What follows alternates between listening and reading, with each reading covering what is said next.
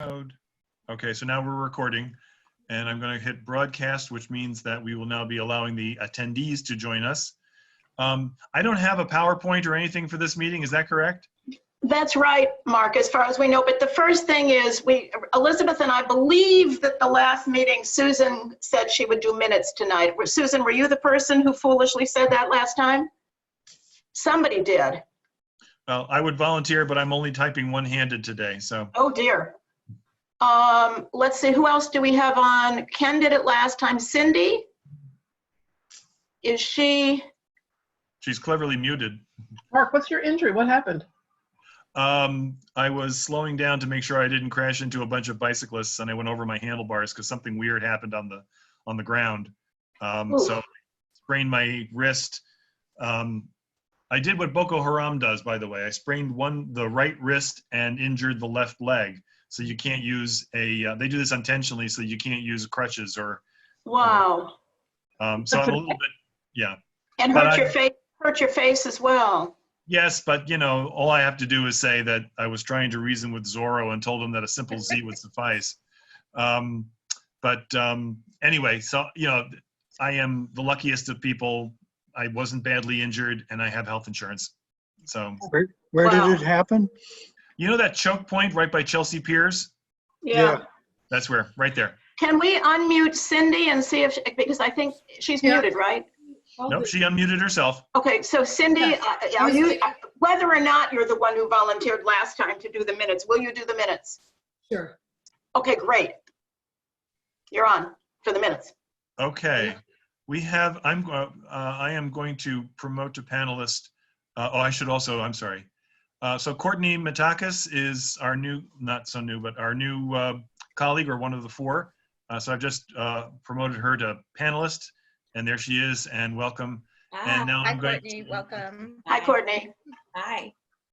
So Clary and Elizabeth are, of course, the co-chairs of this committee, and I'm going to make them co-hosts of the meeting, which means they have basically all the powers that I do. And where's Clary? Let me see. So daunting, Mark. Don't worry, I don't know how to use them. I'm learning. We all are. Okay. I learned something about Excel from, of course, from Julian, right? The other day. So, oh, and there's Courtney. You're in the chat. Okay. Yep. Yeah. I saw you in the attendee list before I saw your hand, but I'm glad we got you. Mark, okay. I think Matt Genrich is on the line. Is Genrich, he yeah. Speaker, right? Or is he a new? Hey, he's Matt. not a new board member. Yeah, I'm here. Matt is from the Just Parks Department. when my Matt. video comes up, is it a C or does it say Matt Genrich when my video is paused? It says like that? C. It Is says it a Matt C? Genrich on the. It's a tribute either to Cornell or Carbon, the backbone of I life. don't- We're not sure which. Yeah, I don't know why it's doing that. So, anyways, I can't get it changed right now, so I'll figure it out later. Hey, So Matt, we've no, got- it's fine. We've got Matt as a panelist, right? I mean, so far. Yeah, great. Yeah. Yes, indeed. Here are the people who are attendees: Christian Cooper, Elizabeth Rogus, forgive me if I'm butchering names, Lisa Orman, Lauren Brenowitz, Marie Fenter, and Mordecai Leibovitz are the Great. attendees. If and when they want to speak and you want me to promote them, I'm happy to do that. So when we do, remind me just briefly, Mark, when they want to speak, how will we know that? And then, oh, Ian Clark has joined us too. That's All great. right, I can start off by just encouraging people. What they're going to do is we're going to ask them to raise their hand. Yeah. In the participant, in the Attendees? yeah, I think, right, or in the chat function, right, Mark? It would be great if they virtually raise their hand in the participants panel. Participants panel, right? Okay. That's probably the best way to do it, but chat will work if the other one doesn't. For those on the phone, and I'm going to call on somebody with the last four digits last three digits 068. Could you tell us who you are, please? Hi, can you hear me? This is Caroline. Is Oh, that Caroline great. Greenleaf? Hey, Caroline. Fantastic. All right, so I'm going to rename you so we can find you again. It Oops. told me I would be muted, so I'm glad that you can hear me. You're muted, except that I outed you. Oh, I see. Yes, it's fun to be the chair. Okay, so I can't promote you to panelist because if you're on the phone, we can't see you anyway. But you are unmuted, so whenever you want to jump in and the chair's call, that's, you're all set. So I think the first thing we need to do is ask all board members, committee members and non-committee board members, just to put something briefly, just put your name in the chat. Yep. So that that's how we'll know who's on the call, who's at the meeting. Yep. And there's somebody who just phoned in. Whoops, no, I'm sorry. Oh, Caroline was able to join us. Did you do that, Great. Elizabeth? I think I see her. She's now a panelist, which is great. Okay. Great. Okay. Great. Caroline. So everybody who's a board member, committee and otherwise, just take a moment to put in the chat that you're present. And I think we have all the speakers here, or at least enough to get started. So Yeah, I feel ready to go if you do, Clary. I just putting my own message in that I'm present. And oh, Barbara Adler's with us. Great. Cindy, sure. Okay. Yeah, let's go. You're on, Elizabeth. Great. And we have our guests on the line as well, the community. Mark? Yes, we have 12 Great. members of the community. Great. Oh. So welcome everyone to our May meeting of the Parks and Environment Committee. I'm Elizabeth Caputo, former chair of the board, now a Parks and Environment co-chair with my colleague, Clary Newelt. We have two really interesting and timely items on the agenda tonight, so we're going to get right down to business, if that works for everyone. The first item is dealing with a topic that was very presciently raised by one of our board colleagues, Cindy Cardinal, who noticed this, and then we brought it to the attention after seeing it publicized and promoted by Gail Brewer about the cancellation of composting, curbside composting in neighborhoods around the city, which is impacting obviously our neighborhoods here on the Upper West Side. So we are really pleased to have two speakers tonight from the Department of Sanitation who are going to answer some questions that we thought up. So, and also take community questions for probably 30 or 40 minutes just to get a sense of how this program came to be, why it was terminated, budget issues, and so forth. So we have some questions that came in, including how much the program costs, why it was being shut down, who made the decision to cancel it, are there private sector or other alternatives that could be implemented in the interim, and then is there any way it could be brought back earlier or better somehow? And then sort of a second set of questions that came in from a lot of neighborhood groups was about the rat and vermin problem that has happened as a result of this and will happen. And so we wanted to address that with DSNY tonight for a little bit of time. So we don't have really any formal we didn't ask Marissa Yanni, who's from the Bureau of Community Affairs, and Andrew Hoyles from the Bureau of Recycling and Sustainability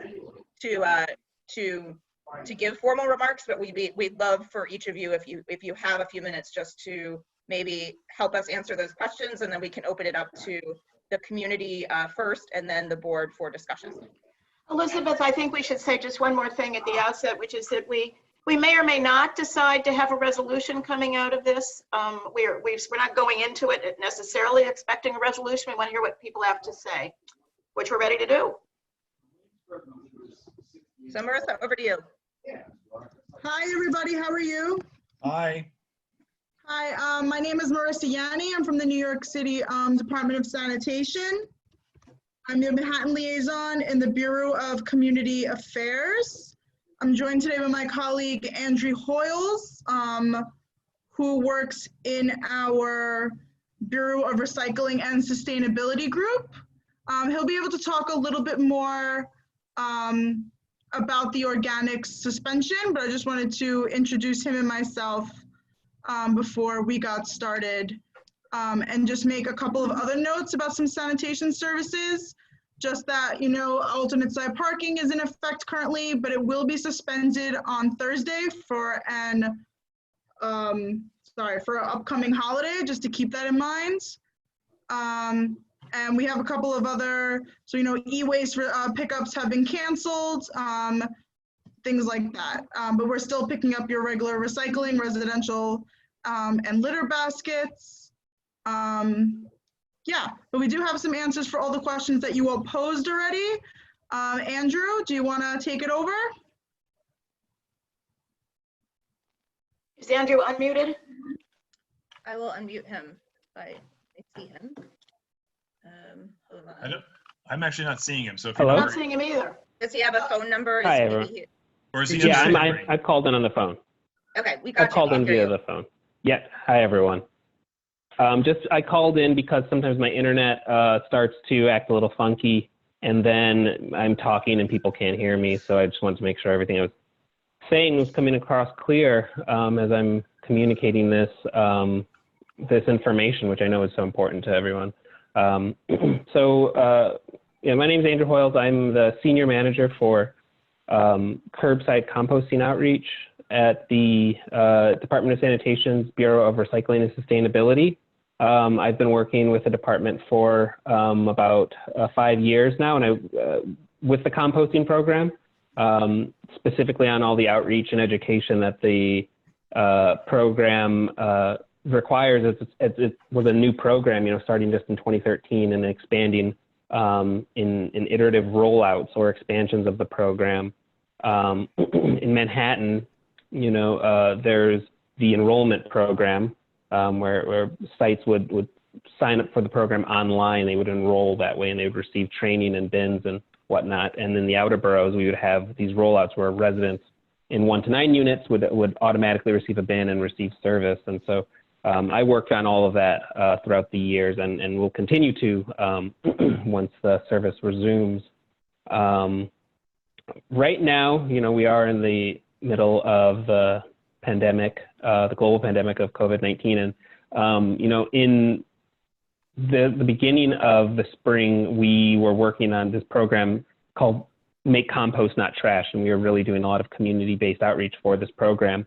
But we were very shocked by the pandemic, just as everyone has been.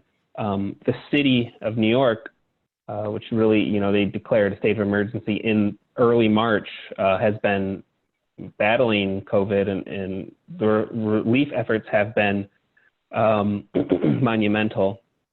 And part of the crisis has resulted really, with loss of lives and loss of just what our normal is, but also just economic change with the revenue that the city has for city programs. And so significant cuts were made. The organics program, the curbside organics program being one of those cuts or suspended more of for 1 year. We're anticipating it resuming at the start of FY22 in July of 2021. So that's the big impact, right? This program that many folks on CB7, high performing area of the city as far as organics, recycling, and composting goes. And the other sort of the punch, the sort of a 2-hit that we had to really do as far as social distancing measures are drop-offs, our food scrap drop-off locations where residents could take their food waste to either drop-offs at a green market or to a community garden that has composting going on. We requested that the sites that we were supporting actually suspend collection of those materials due to the recommendations put out by the governor and the health departments and the mayor on social distancing. So we are looking for, once social distancing takes a few steps back and there are abilities to put back into place some of these programs, we will, but at this moment right now, we are not able to. And so I know there was a full list of these questions, and I have jotted down some of the answers to many of them. I know that was one of them. What could the private sector offer as far as their options or other alternatives? And, I mentioned the gardens firstly, just because while that could be an option in the world where gardens are open, right now, Green Thumb and other agencies that are open green space have been closed to the public. They're open to garden members, but that would be a whole other, I can't say that a resident could just walk into a community garden who's not a garden member and compost their food waste there. Garden members could, but you have to actually be a member of that garden. Alternatively, in the private sector world, there's what are called micro haulers, or groups that are able to collect food waste for a fee. They then compost it on site, or at a site that they have access to. So sort of micro, meaning, you know, they're small haulers versus like a macro hauler, I guess. Some of these groups that I know that would be able to extend their services in Manhattan CB7 include Bokashi Kitchen Waste Solutions and also Common Ground Compost, which I've worked with both of them, which offer different services at variable rate. I can't advise or suggest one specific group as a city agency. We can't, but I know that that is something that some individuals are willing to look into because composting is so important to them that they'll want to pay this rate. Additionally, there are some, larger waste haulers could be looked into if for a large building perhaps, but, with large waste haulers, there are contracts in place and maybe the building wouldn't want to necessarily do that. And again, as talking to a community board, I'm not sure that would be the most prudent approach for what a community board might want to recommend for its members. Go out and tell their community constituents that they can sign up, instead of having Department of Sanitation pick up their waste, they have a waste hauler pick up this material instead to compost it. It has been done, definitely, but that would totally be on the planning and thoughts of those individual buildings that are doing it. The department doesn't necessarily recommend that. So those are sort of the private options. There is encouragement to make your own compost at home.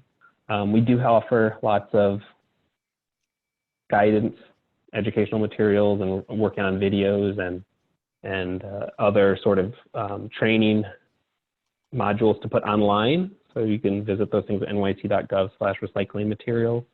And then in the food scraps and yard waste section of the webpage, there's lots of resources right there where one can find how to continue to compost. But I know it's definitely, I'm giving these resources, but I know it's hard to instantly go from, okay, I've been putting all my food waste in the brown bin or taking it to a drop-off or doing this or that, and now all of a sudden I don't have an option. Well, we're trying to support options as best we can, given this scenario. We're understanding that it's hard to say that there are good options right now for composting, but if you do have the space in your backyard, we'll certainly provide guidance on how you can compost at home, or even indoors with the worm bin if you're brave enough to set up a worm bin inside. I also know that there's a lot of concern about the rat and vermin problem around, having the brown bins, which had latching lids, and they had, the rodent proofing. We are actually asking residents, I know a lot of the correspondence we've gotten since this suspension has been, can I still use my brown bin and just set it out and collect it? And I ask residents not to do that, actually, and that this messaging is continued because we really want this to not spend any mixed communication about what food scraps and yard waste composting is, which is what's on the bin, that these bins were designed for composting, and so that we're not mismessaging what the sanitation worker who is collecting all refuse and anything that's put at the curb, could take the bin and consider it as, as if the resident is throwing their bin out. And we really want people to keep their bins in case, or once the program restarts up.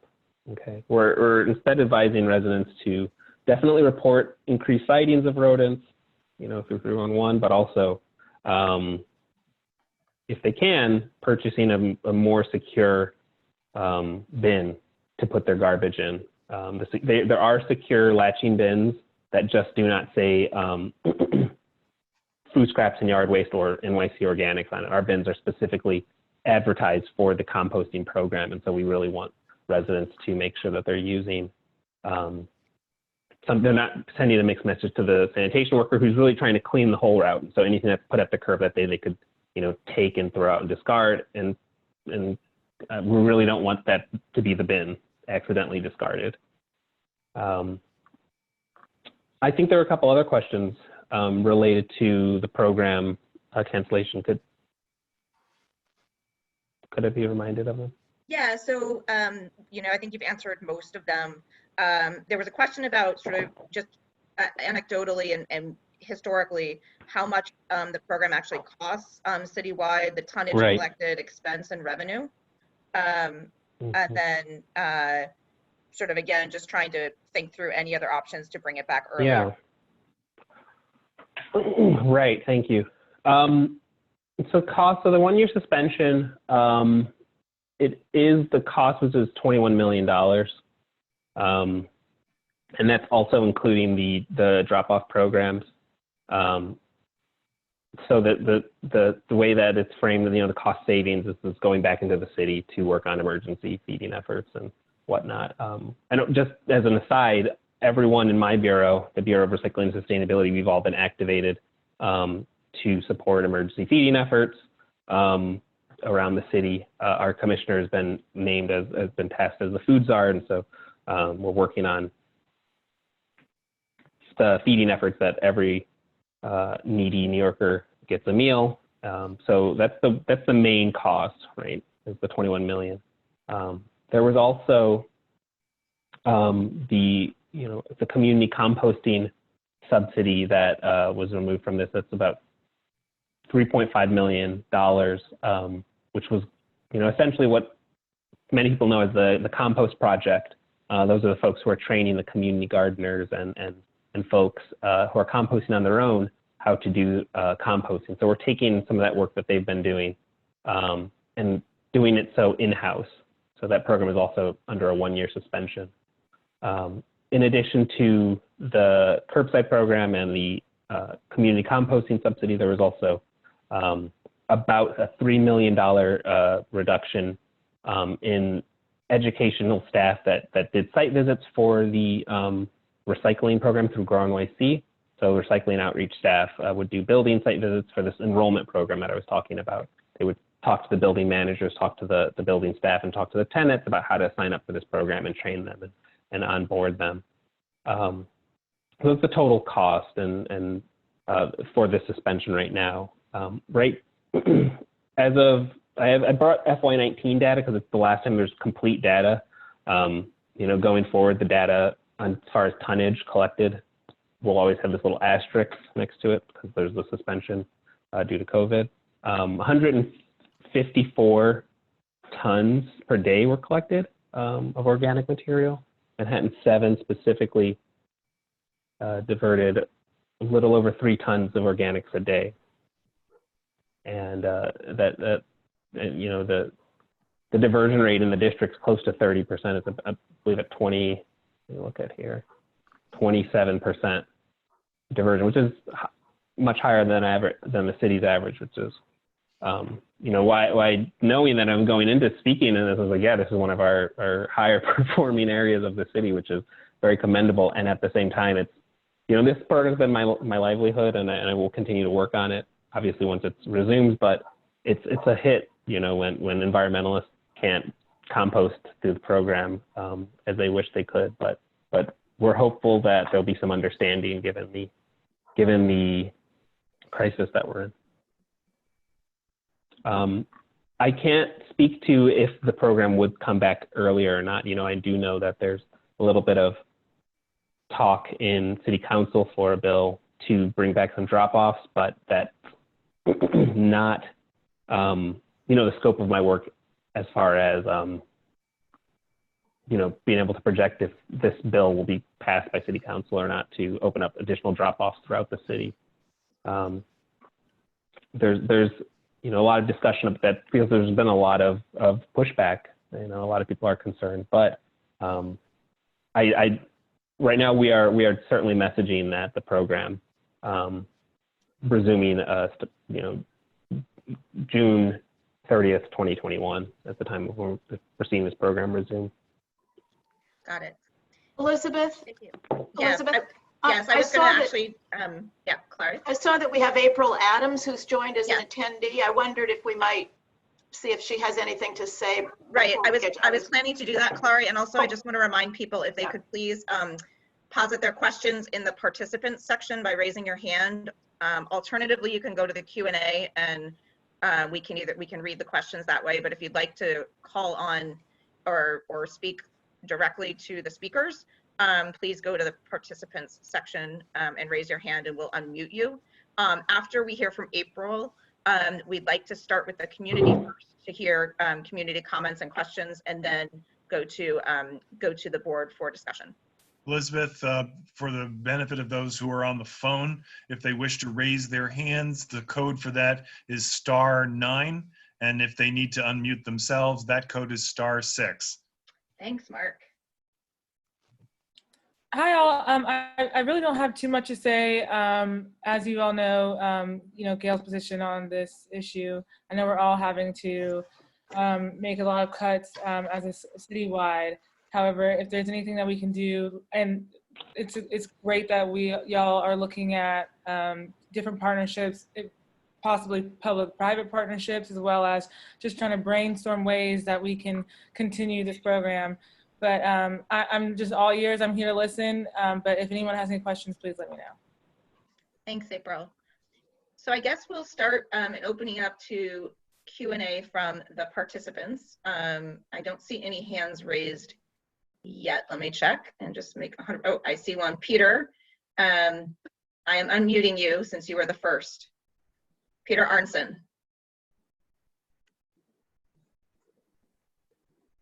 Peter, are you there? Peter may need to unmute himself as well. Okay. Hi. Can you hear me now? Yes. Yes. Okay. Hello to everyone. Peter Arnson with the Columbus Amsterdam bid. Henry, thank you for your work over the years. I am concerned because I know how much effort it has taken to get this going and how much effort it takes to restart programs. And I wish there was a way that we could have targeted areas within different garages or around the city that we're doing a concentrated collection. I'm very concerned about having local people that are able to handle the compost. I know that Lower East Side has some difficulties with its site, and I just know how important they were with the paper recycling back in the 80s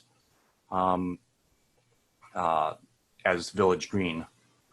So I guess my question is there a room, or how do you anticipate reopening? Because that is going to be a major issue when it happens. And I'll leave it there unless you want me to keep on Sure. No, that's great. Yeah, that's a really good question.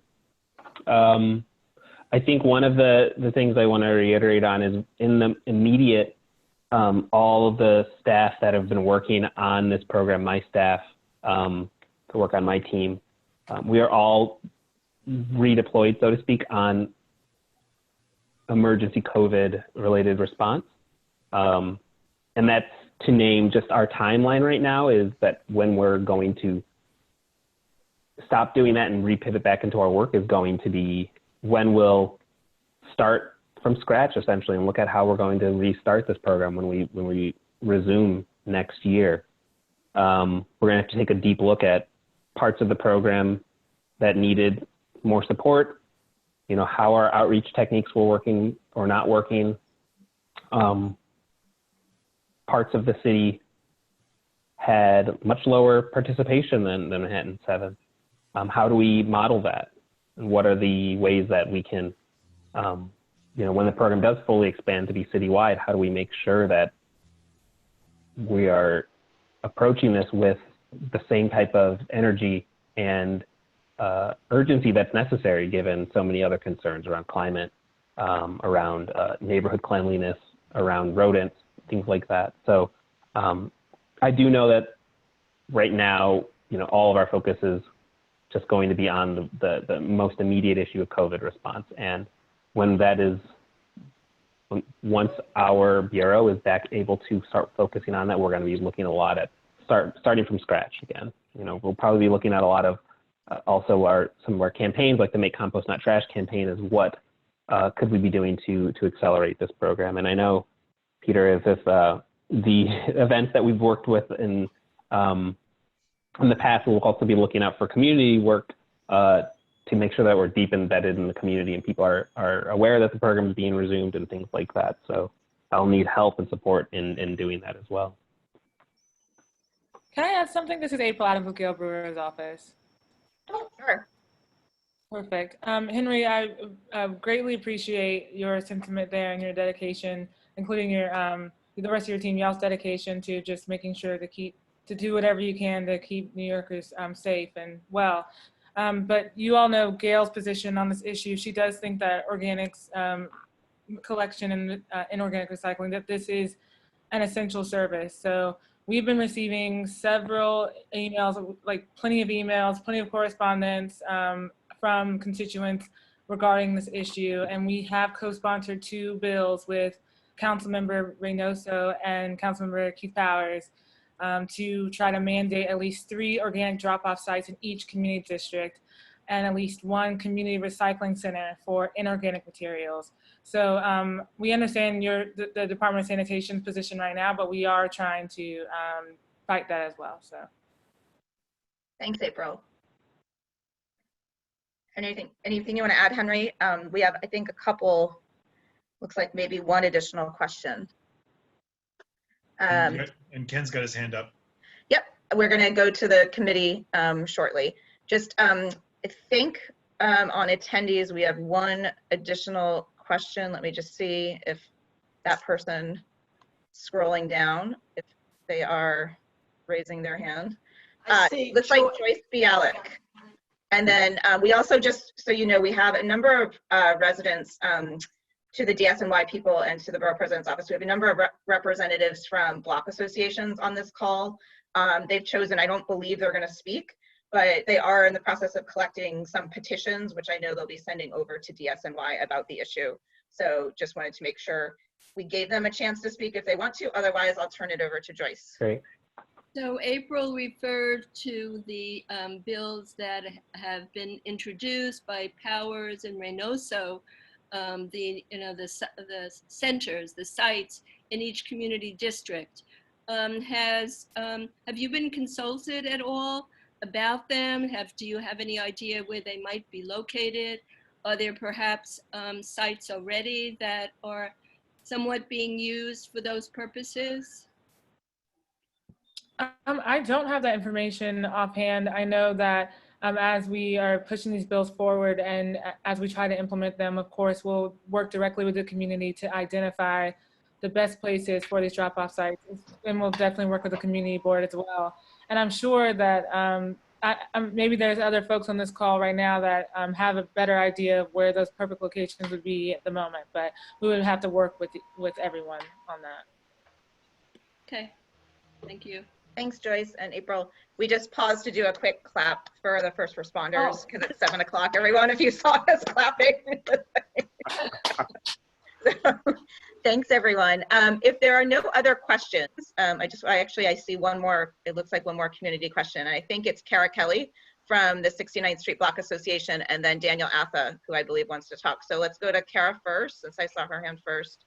Kara, you are unmuted. Oops, sorry. You are unmuted.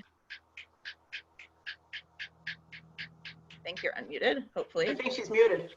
I'm trying to unmute her. It doesn't appear that I can, for some reason. Can you hear me now? Yes. Yes. Okay, I unmuted myself. On West 69th Street, we have a serious rodent problem, rat problem. And we have, over the years, done several things. We've made some progress.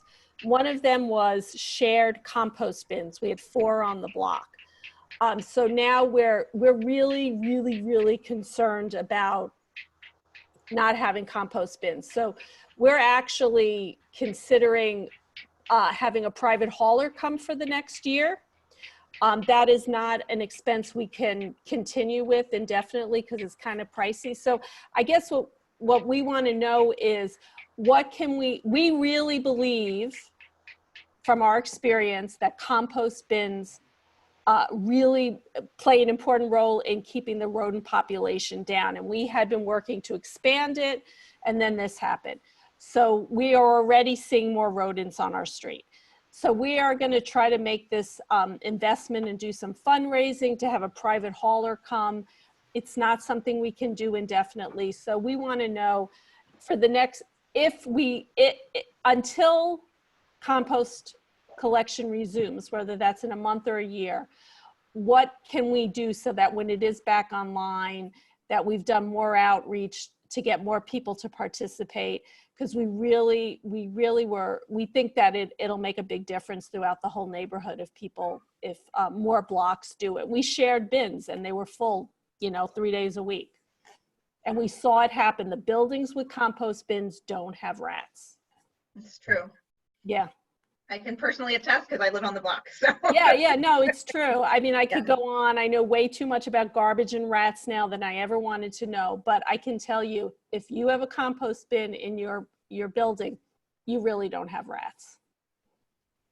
So I guess I'm saying is when this time we have, this pause, we'd like to be able to work with the city to get more people to participate when the program comes back online, whether that's a month or in a year. That's actually a really great idea, and I'm hoping for the DSNY folks on the line that we might be able to follow up with you to sort of connect some of the, with this particular idea that could, I think, bring together a lot of folks. Andrew, do you have a response or thoughts on that? No, absolutely. I mean, I was alluding to the program that I was most recently working on prior to the COVID-related responses. Make Compost Not Trash was exactly that. We would work intensely closely with community groups on trying to increase participation in composting through a number of outreach activities, pledging, community-based meetings that would be held with constituents, and we'd sit down and have dinner and talk about which of the areas that are having the biggest trouble. So, for instance, if this park or this specific section of 69th Street was having the rodent issues, how could we support you in fixing that? And so that was one of the bigger programs that we are working on and will hopefully continue to work on once the program resumes. So I would be happy to, you have my contact. You can continue to message me about this type of work that needs to continue happening. Great, thank you. So we'll move on to, I guess it's Daniel Atha, who is next, and you are unmuted. Great. Well, can you hear me? Yep. Yes. Great. Thank you so much for bringing this issue up and presenting an opportunity for the community to weigh in. Really gratified to hear that the Upper West Side, our neighborhood community, was such a great participation rate. Really gratifying to know that. I know I, for one, participated every week, dropping off my compost at the Museum of Natural History. And it was, big loss not to be able to do that anymore. Everybody knows why it's good. We just had our meeting with the Upper West Side Neighborhood Naturalist Group, and the consensus of the group was to promote composting. Obviously, we want to bring it back as soon as possible, understand all of the challenges, financial and staffing resources needed now. One issue that came up with us was the transfer to lower income communities, and how a re-envisioning or bringing back the composting could maybe address some of that. And one option that was discussed in our group was perhaps to have composting in some of our larger parks. I'm looking at you, Matt, to see if your eyes get big. But maybe our bigger parks could participate in this composting program. Maybe they could actually do some of the composting in the parks. and that could cut down on the transfer through neighborhoods, taking it from one neighborhood to another, to compost it in the neighborhoods where it happens. And really glad to hear about the Reynoso proposal. And I know our group supported that fully. So look forward to hearing more about that. Thank you. Thanks very much, Daniel. I think that does it for our Q&A from the community. So I'd like to turn it over to our committee and to the board for discussion. Before I went to Ken, who I know is raising his hand, since this was really Cindy's, Cindy brought this to our attention over a month ago, and it was really her strong efforts. Thank you for raising awareness for all of us on this. I just wanted to see if you had any questions of the guests tonight or any thoughts on this before I turned it to Ken. Oh, thanks, Elizabeth. The one thing I did notice, I saw in the paper that the collection of garbage has been reduced by like 25% up here. So I wonder if there's an attendant reduction in cost as a result of that. And maybe there is more money than we think there is. So just a question. Is the fact that there's 25% less trash, or around 25% less trash being picked up, does that have any kind of economic effect? Marissa, maybe this is a question for you on DSNY waste, because I've actually heard quite the opposite on the fact that most folks are home right now, that our collection crews are even more burdened given folks being home, and refuse that maybe would have been managed on the commercial side when they're in the city at work is now being managed solely on sanitation side. Yeah, hi, it's Marissa. Cindy, I have not heard that on our end. We have seen an influx in the amount of trash that DSNY workers are picking up in residential areas. Obviously, we're not picking up in schools, right? Because they're closed, except for the food, the meals. So no, have not heard that. We have we've had other budget cuts, including less litter service. The litter baskets on the corner, we're not picking them up as often because of budget cuts, and e-waste, we had to suspend that pickup as well. But have not heard that there's been less garbage to pick up. All these cuts just kind of came down from the top as we're responding to the COVID resources.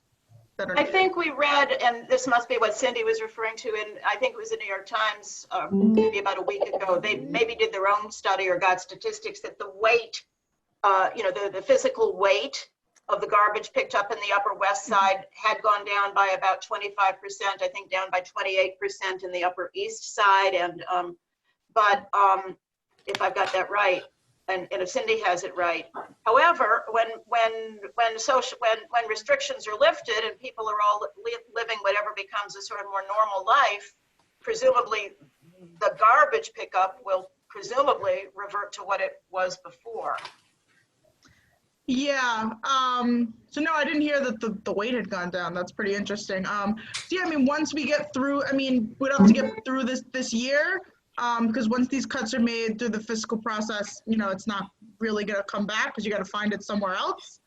So when we all get back to normal, yeah, assuming everything will, garbage service will be back to normal. Got it. Thanks. Mm-hmm. So I guess on to Ken, and Ken, I believe you're unmuted, so ask away. Yeah. Can you hear me? We can. Good. Well, it's always interesting in a crisis what is considered dispensable, what programs are considered dispensable, and what programs are considered untouchable. And I'm sure it varies from city to city and country to country. And I think it's really regrettable that something like this had to be cut. I'm wondering if there are, I'm just curious, there are really two components to the composting. There's the residential pickup, and then there's the drop-off, the pickup from the drop-off areas, like at the farmers markets. So I'm wondering what percentage of the budget is simply pick up from the farmers markets?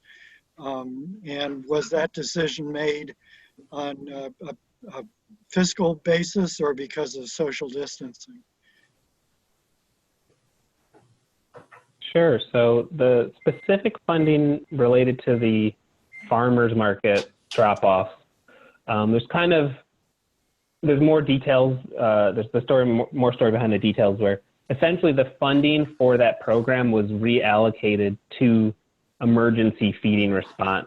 So even the staff that were working on that program, they were pivoted as well to work on COVID. So that was the 2.8 million with Grow NYC that I mentioned earlier. Now, I've heard the question, well, I'm at the farmer's market still, it's still operating, but literally the entity that was running those drop-offs has been converted over to work on the, various components of maintaining the green markets and maintaining them in a way that allows for social distancing. All of the implementations that have gone in at those green markets has required additional staffing and additional resources. So that's essentially where that funding went to. The people staffing those actual green markets. Additionally, now you're moving the material, so the 3.5 million that I mentioned earlier, to actually process that material, that was all processed locally by community groups that are part of the New York City Compost Project, and that funding was also suspended for a year. So those are the two numbers for you: 2.8 for the actual staffing and of educators at those sites, and then the processing and the 3.4 million, excuse me. So about 6 total. Correct, correct. What about Daniel's idea about the parks? Is that feasible at all? Parks land is Parks Department jurisdiction, but I mean, given the opportunity to support composting, we would like to, certainly. It is a separate agency that is responsible for the land that is parks, not Department of Sanitation. So I don't want to put Caroline Greenleaf on the spot, but since she's on the call already for our next item, Caroline, I don't know if you have any thoughts on this. We're certainly not expecting you to have an answer because you're not coming to talk about this tonight, but since you are on the call, I don't know if you have any thoughts. Not right off, because it is truly Parks Department. It's city-owned land, and they would really have to consider it and weigh in. We would always, support and work with them on any decisions that are being made. But other than that, I don't really have anything to add. Elizabeth, we also have Jeff Martin with us on the phone, who is the day-to-day manager of Riverside. On the call. And Matt, I think, manager too. of Riverside Park. But I would just introduce Jeff if he wants to say anything by saying, personally, as a user of Riverside Park, I would be very skeptical about bringing food garbage into our already rat problem Riverside Park in order to turn it into compost. There is composting of twigs and branches and things like that in the park. But anyway, if Jeff wants to say anything about it, we could ask him. Well, all I can say is that I can, taking notes, and that I can pass it up the chain of command that you're interested in perhaps composting or starting a composting area within Riverside Park, and see what comes of it. So this is something that has actually come up before as an idea over the years, I believe. And so I can ask again and see doing composting at Riverside. It's not up to me. Like I said, I can ask. Thanks, Jeff. Thank you. So I guess now I had another question. Oh, sorry, Ken, go ahead. Okay. Well, just on the parks thing, when Daniel brought it up, my mind immediately went to that area of Central Park where I think wood chips are being collected or composted. I don't know what's going on with them, but it's sort of an unused section of the park, sort of southwest of the Conservancy Garden up the hill. You know, I keep thinking of that as a possibility. But another question I had for Andrew was the 154 tons a day collected for the city, I guess. Is that 365 days a year, or is that 5 days a week, or the only days when you collect? What is that 154 number? That 154 number is based on all of the organics that are diverted via some type of program. So that included the drop-off programs that were at the green markets and also the curbside programs. And there's even some material that, you know, the Christmas trees, that the collection that happens, that's even accounted for in that number. Different parts of the city have had different collections. So in Manhattan and most of the Bronx, there were 3 days a week collection as far as curbside would go. So Monday, Wednesday, and Friday. And then in the outer boroughs, there would be a 1 day a week collection on the recycling day. So if I wanted to extrapolate this 154 number out to a year, what would I multiply it by?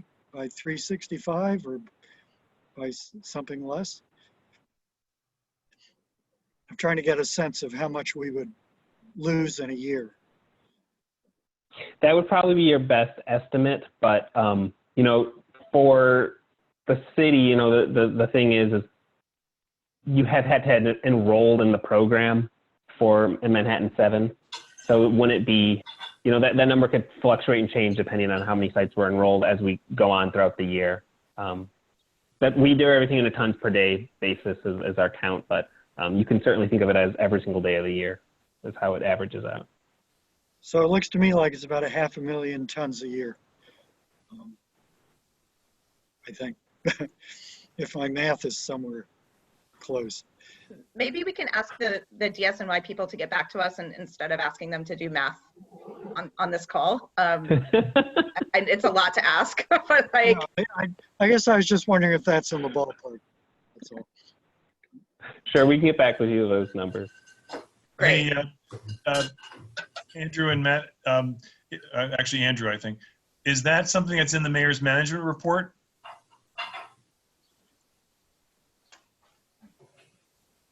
I think, Marissa, do you have that answer? I don't look at the management report.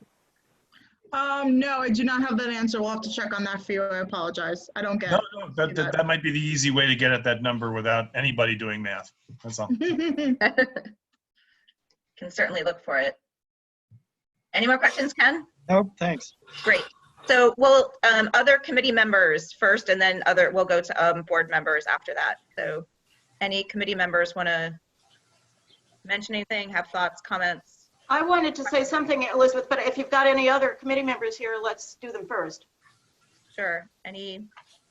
Doesn't necessarily look like it, but please raise your hand if you do, or you can unmute yourself and speak right up. Obviously, I think it's an issue we all care about. So, Clary, over to you.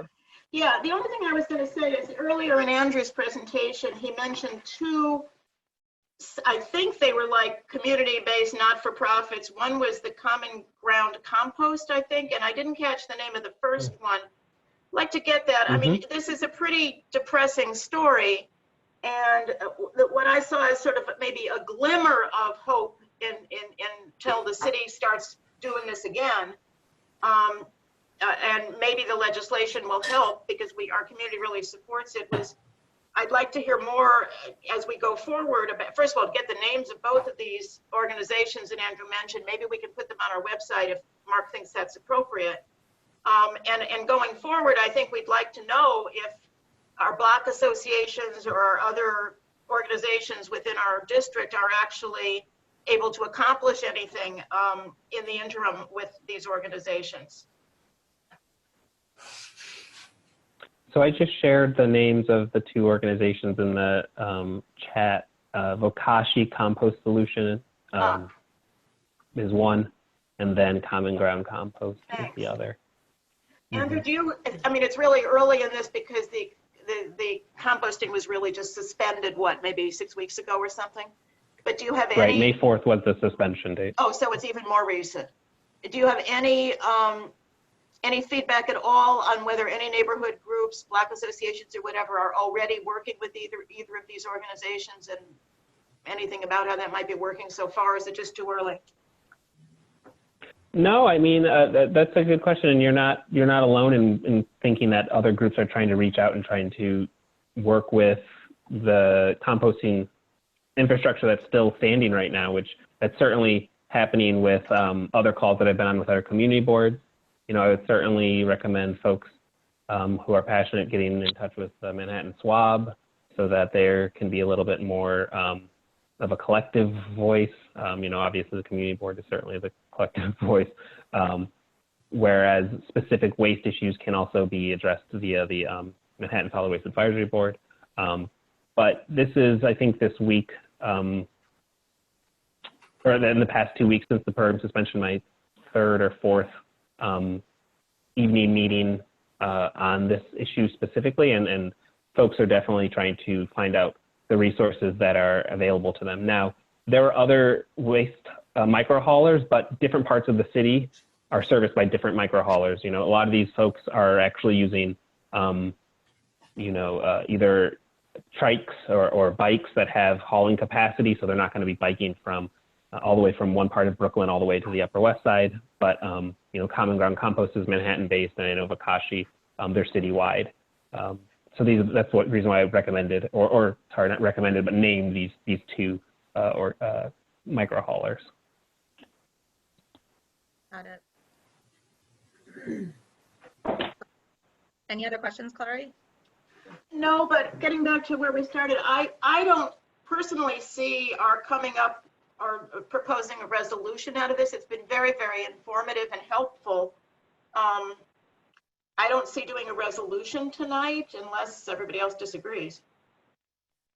I agree with you on that. I think it would be great if we could just connect some of the people who asked questions on this call to our DSNY representatives. I know they have some follow-ups, petitions, other things they wanted to present. And, you know, I think to the extent we can leverage our social media and our CB7 website and platform, it would be great to try to get the word out about updates to this as things move forward.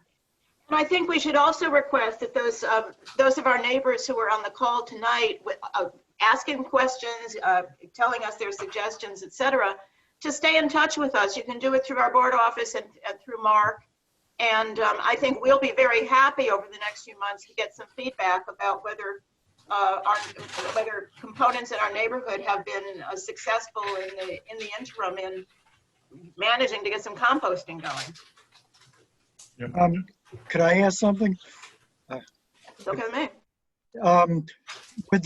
I'm just wondering if there wouldn't be some benefit to a resolution supporting the Reynoso bill?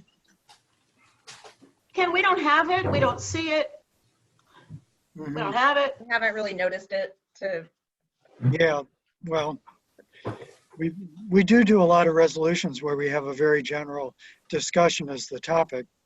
For instance, at the Transportation Committee meeting last time, and then we come up with a very specific resolution. But it's true, we haven't seen the bill. That's a persuasive point. Yeah, I'm not right. I think it would probably not be prudent to do that until we've seen the bill. Once we've seen it, maybe we can proceed with it next month. But unless people have strong objections, I think we should take all this feedback. We have a good group of people on the call who came out to learn from DSNY about this. So thank you very much for joining.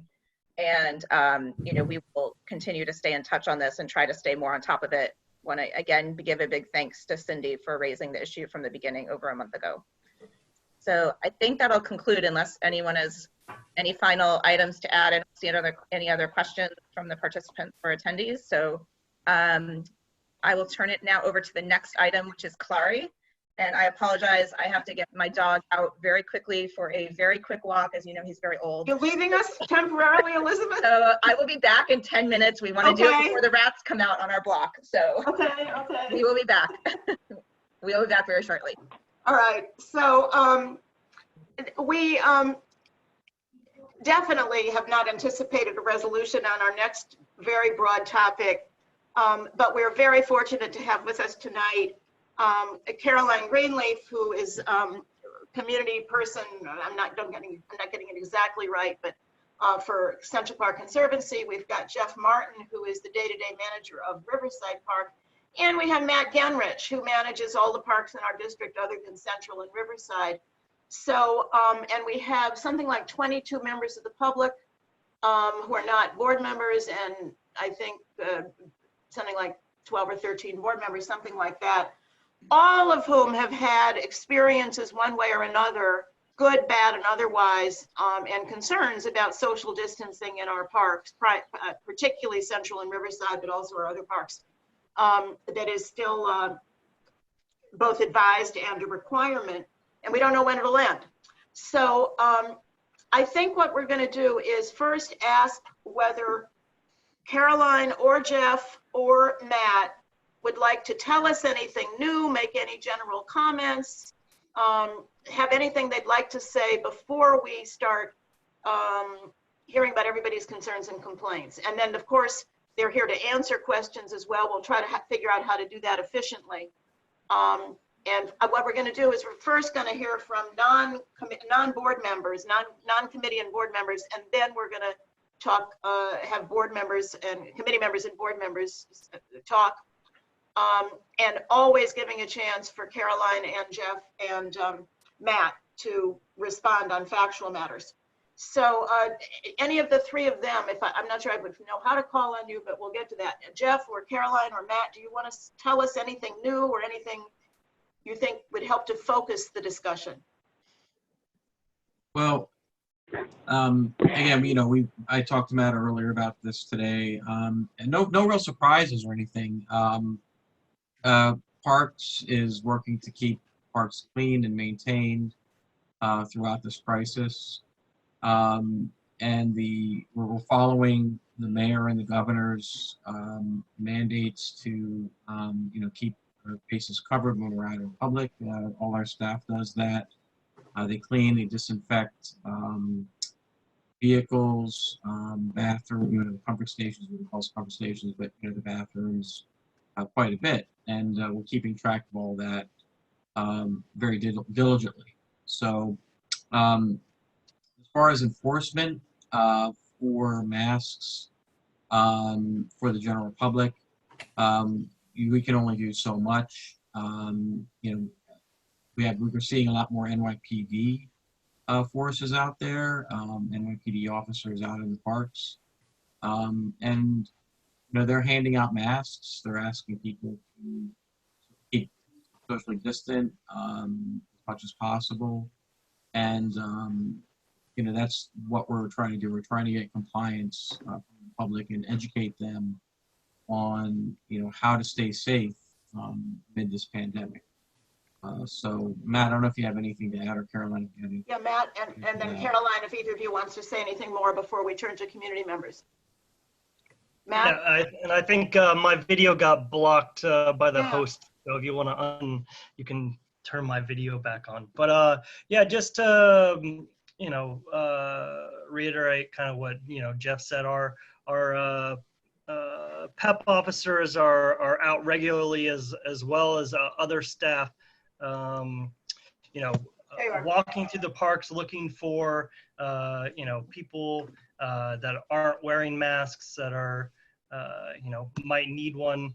I've seen, you know, we call them, you know, ambassadors that are out supplying people with masks and educating people, you know, making sure people know that when they're in the park, you know, it can be hard to social distance at times, especially on really warm, busy days. You know, people need to be wearing masks. So I think, you know, we as, you know, New York City citizens all need to continue to rally together and be this together, do this, you know, together. You know, it may not be pleasant at time to have to, you know, wear a mask when you're outside, but it's about, you know, not just about yourself, it's about the neighbor, all your neighbors and citizens of New York. Caroline, anything you want to start out with here? Well, yeah, first of all, I do have to tell you that my invite said that this was the first item on the agenda. I actually have a phone call between 1/4 and 10 till. So I just want to give you that heads up. I will have to bow out to take that phone call. Thank you, Carolyn. We switched the order. Go ahead. I kind of figured that out, so, but I just wanted to let you know I'm not being rude in having to leave the meeting. I echo what's been said. I will say NYPD has just done a fantastic job in Central Park. They've got everybody on the ground there. They've got scooters, they've got patrol officers on foot, and then this past weekend and the weekend before that, they had officers monitoring Sheep Meadow, which has been probably the most popular landscape during all of this. And this past week, they did close entry to Sheep Meadow for 1 hour on Saturday until the crowd thinned out just a little bit. And it certainly wasn't at a tipping point. They just were concerned that if they kept it open, it could be. And it was only for an hour, and then the crowd seemed to thin out enough that the entry gates could be opened again. It was not necessary on Sunday. I have to say, overall, the groups in Central Park seem to be honoring social distancing for the most part. We're really pleased. The park is extremely popular and is especially crowded on Saturdays and Sundays, especially if the weather is nice. We have bolstered our community relations team so that we do have a roving team during about a 10-hour period on Friday, Saturday, and Sundays, when it's probably the most effective, reaching out to remind people about social distancing and some other quality of life issues. I'd say what we hear most from the public at this point has to do with runners, and we would plead with all runners to think about putting masks on. I know that is a challenge, but we are still seeing a pretty high percentage of runners who are not wearing masks. And I think there's a concern that it incites a little bit of anger. We are hearing some interactions on the drive that are not at all pleasant with words between runners without masks and others with masks who have some pretty angry thoughts that they share with the runners. So we would urge everybody who goes out into the park, because it is crowded. It's very difficult to stay 6 feet away from anybody the entire visit. So we would urge everybody to wear a mask in the park. I think that's about it. All right. And I mean, I would just say, Caroline, that my husband and I were in either Riverside or Central most days, and certainly the most troublesome experience that we have with regularity is runners who are unmasked and sometimes running just immediately to our left as they pass us, or somebody else's, when they could even veer off for 6 feet, but they don't. So I think we all get it about the runner issue, and many people have noted that. So let's look to call on members of the public. Now, this is where I'm not very experienced here, but I'm going to try it. If you're a member of the public, I mean, if you're not a board member and you would like, attendee, I think you're called, if you want to speak, raise your hand, the little symbol that's under at the top right. Is that correct, Mark? Or Elizabeth is back with us. Great. Is that what they do? Yes, it is. Okay, so Elizabeth, let's take a look. Who do we have that wants to speak? Mordecai, I'm just going down. Mordecai Levovitz. I'm going to try allowing him to talk. Is that doing it, Mordecai? You may need to unmute yourself. I think it worked. Okay. Hear me?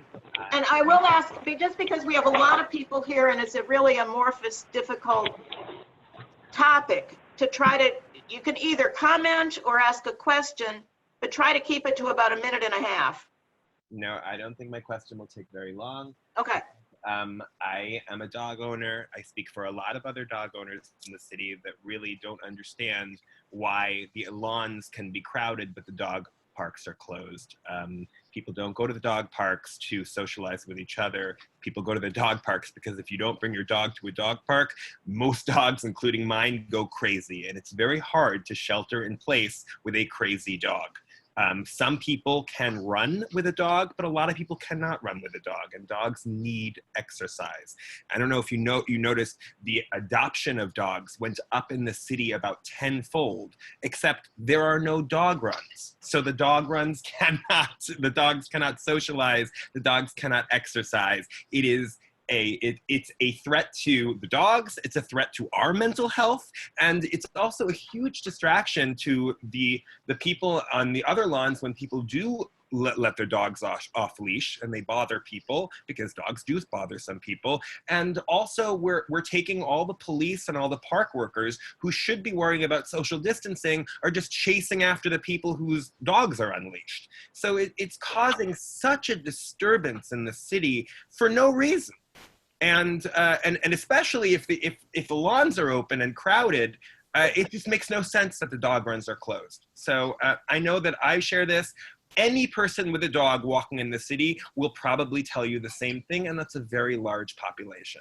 So we have had a lot of, or a number anyway, of members of our public, including, and members of our board, who have contacted us wanting dog runs to be reopened. You're not by any means the only one, as you know, Mordecai. Do any of our 3 parks people have any scuttlebutt on whether dog runs might be reopened sooner rather than later in the gradual lifting of restrictions? I haven't heard anything about the dog runs being open, just like all the other facilities that we have in hot spots or anything where people might gather in groups. So anywhere that is a concentrated area where people could gather in groups, those are those places that have been closed. So, and again, that's coming from top officials in the city. It's not just a Riverside Park or Central Park rule. This is coming from, the governor's and the mayor's office. So I don't know when the dog runs are going to be opened back up. I assume that it would be something where if we're going to lift restrictions in parks, basketball courts and tennis courts and these other things, it's going to be something that's going to be announced through the city. And it's going to probably be something that's gradual. And when they find that these metrics that are being used to track COVID-19 disease, when we start to see declines in those metrics, I assume that's when we're going to see facilities like dog runs and everything else starting to be. So Matt and Carol, I don't know if you have anything else to add to that. Sounds like not. Yeah. Well, we don't have dog runs in Central Park, as everybody knows, I think. Anybody who's a dog owner knows we don't have dog owners in Central, or dog runs, but we do have off leash before 9. And we are probably anxious for the dog runs to open because we have so many people coming into the park and letting their dogs off leash or creating their own dog runs by closing fences. So for all dog owners and for everybody else in the park, we are hopeful that dog runs will be able to open at some time in the near future. Okay, let's see who else in the community has raised a hand. The next one I'm seeing is David Lipsky. I think is that right? Anyway, I'll David, David Lisa Orman, Carly Masucci, and I believe Christian Cooper is trying to raise his hand but couldn't. David was the first one I encountered on my list, so let's take David Lipsky first if he's there. Yeah, Christian Cooper is now a panelist. That's why he can't raise his hand. Hi, can you hear me? Yeah. So I'm concerned also with the people running and bicycling.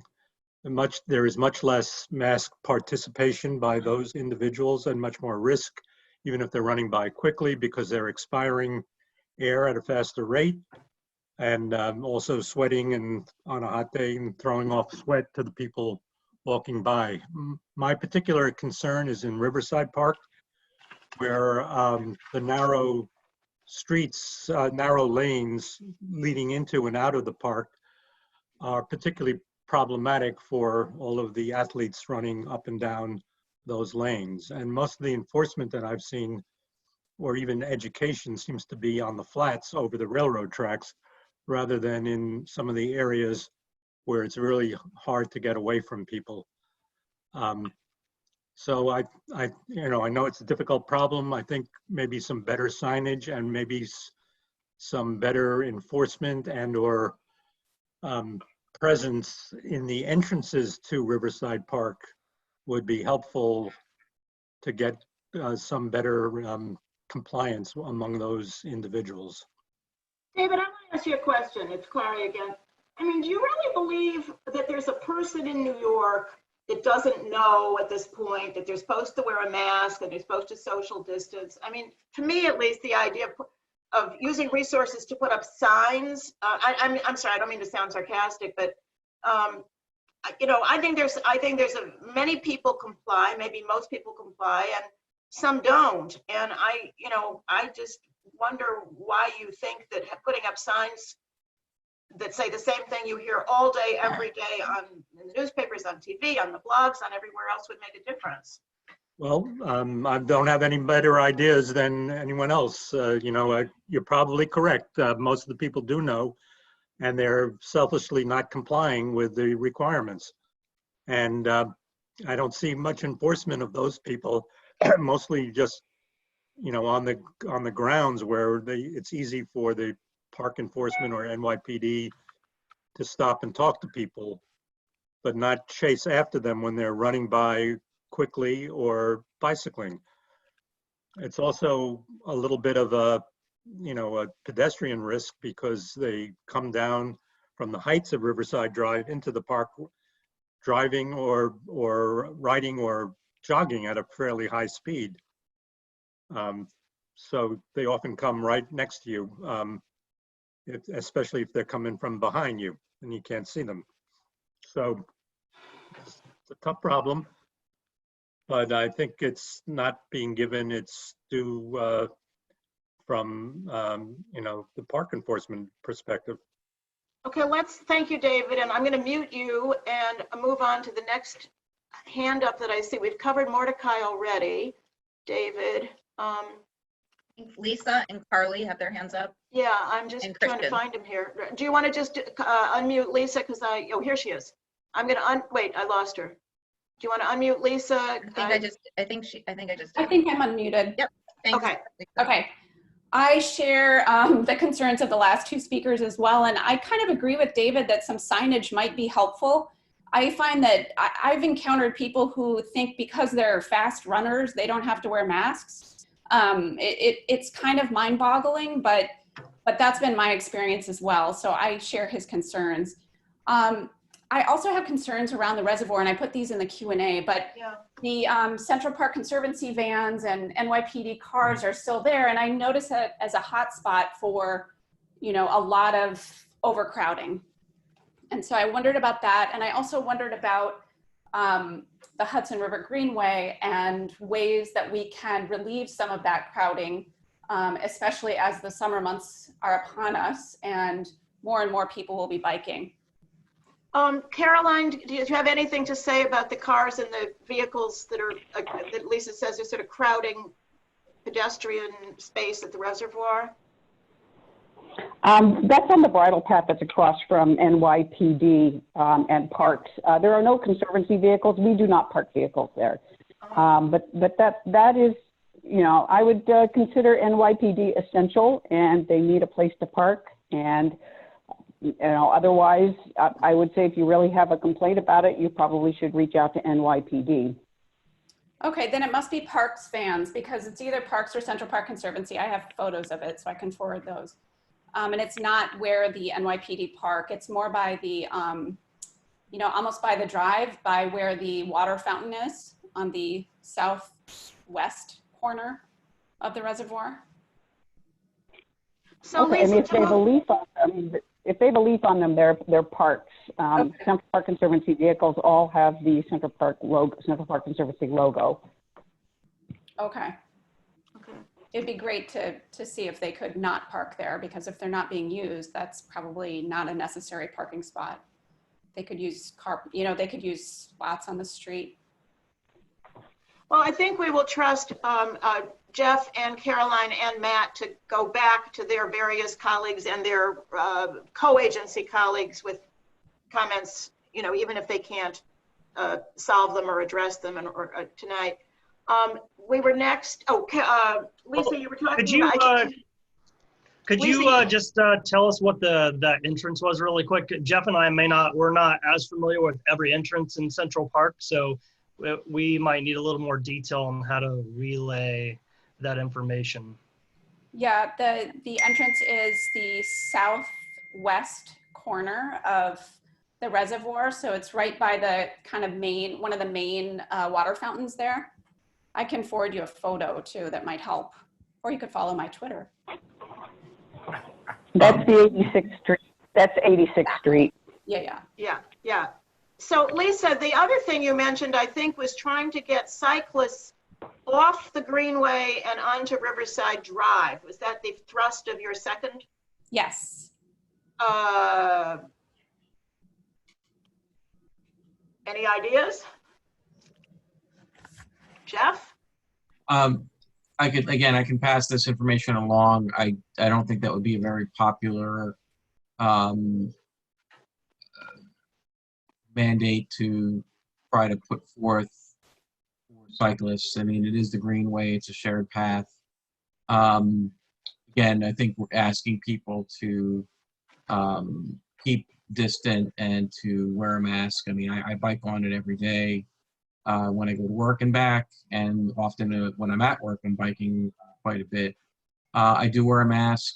I encourage other people to wear masks. When you're going by someone on a bike, I'm not exerting myself.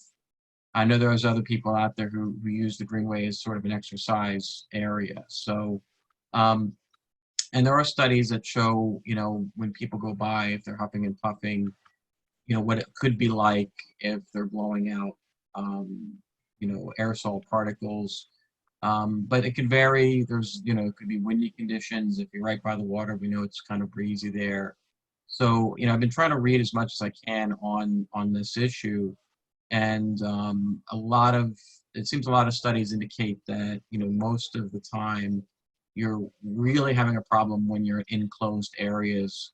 So wearing a mask would be definitely helpful. We want to encourage everybody to do that. And I understand that there are areas in the park where they're narrow and it's hard to get around.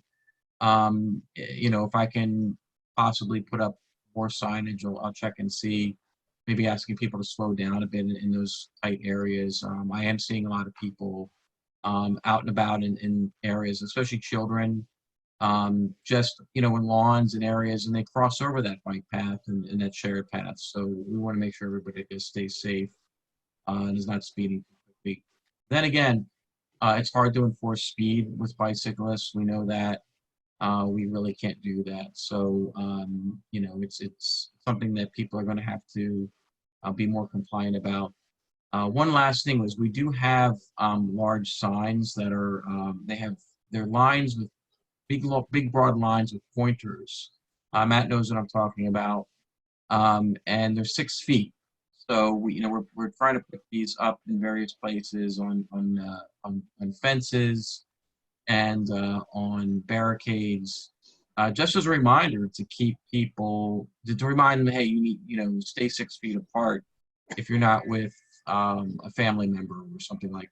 We are continuing to put those up just as a reminder, so people, oh yeah, I've got to stay 6 feet.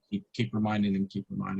So as far as pushing bicyclists to Riverside Drive, I don't think that's a very viable option at this point. But it's something I'll make a note of, and I'll pass it along to my boss. Okay, thanks, Jeff. The next one I see on my list, I'm just trying to move along because I know we want everybody who wants to be able to contribute. I see Carly Masucci and then followed by Dean Vogel. Carly, I'm going to unmute you. Thank you so much. And hello, everyone. Thanks for your time. And thanks to the folks that are on this meeting for raising the issue of no masks.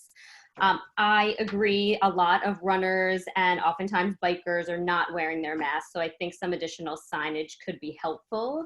And I do want to point out that because I don't have a dog run to go to with my 1-year-old dog, I have to spend about 3 hours a day walking around in this wild west of the Riverside Park and Central Park narrow paths and very overcrowded pathways, risking myself in front of a lot of these folks that are carelessly not wearing their masks. I'm actually 5 months pregnant right now, so I really don't have the capacity to be going on these long walks that it really takes to keep my dog healthy and sane at this time.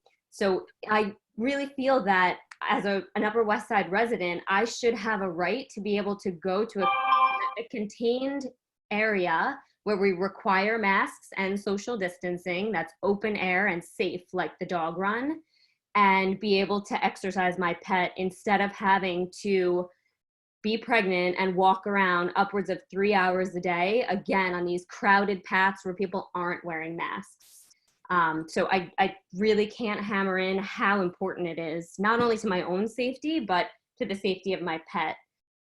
Because especially the woman that mentioned, there's overcrowding in Central Parks, it's crazy. Folks are making their own dog runs. I'm safely walking my dog on a leash, and I've got strange dogs who are off leash coming up and sniffing us.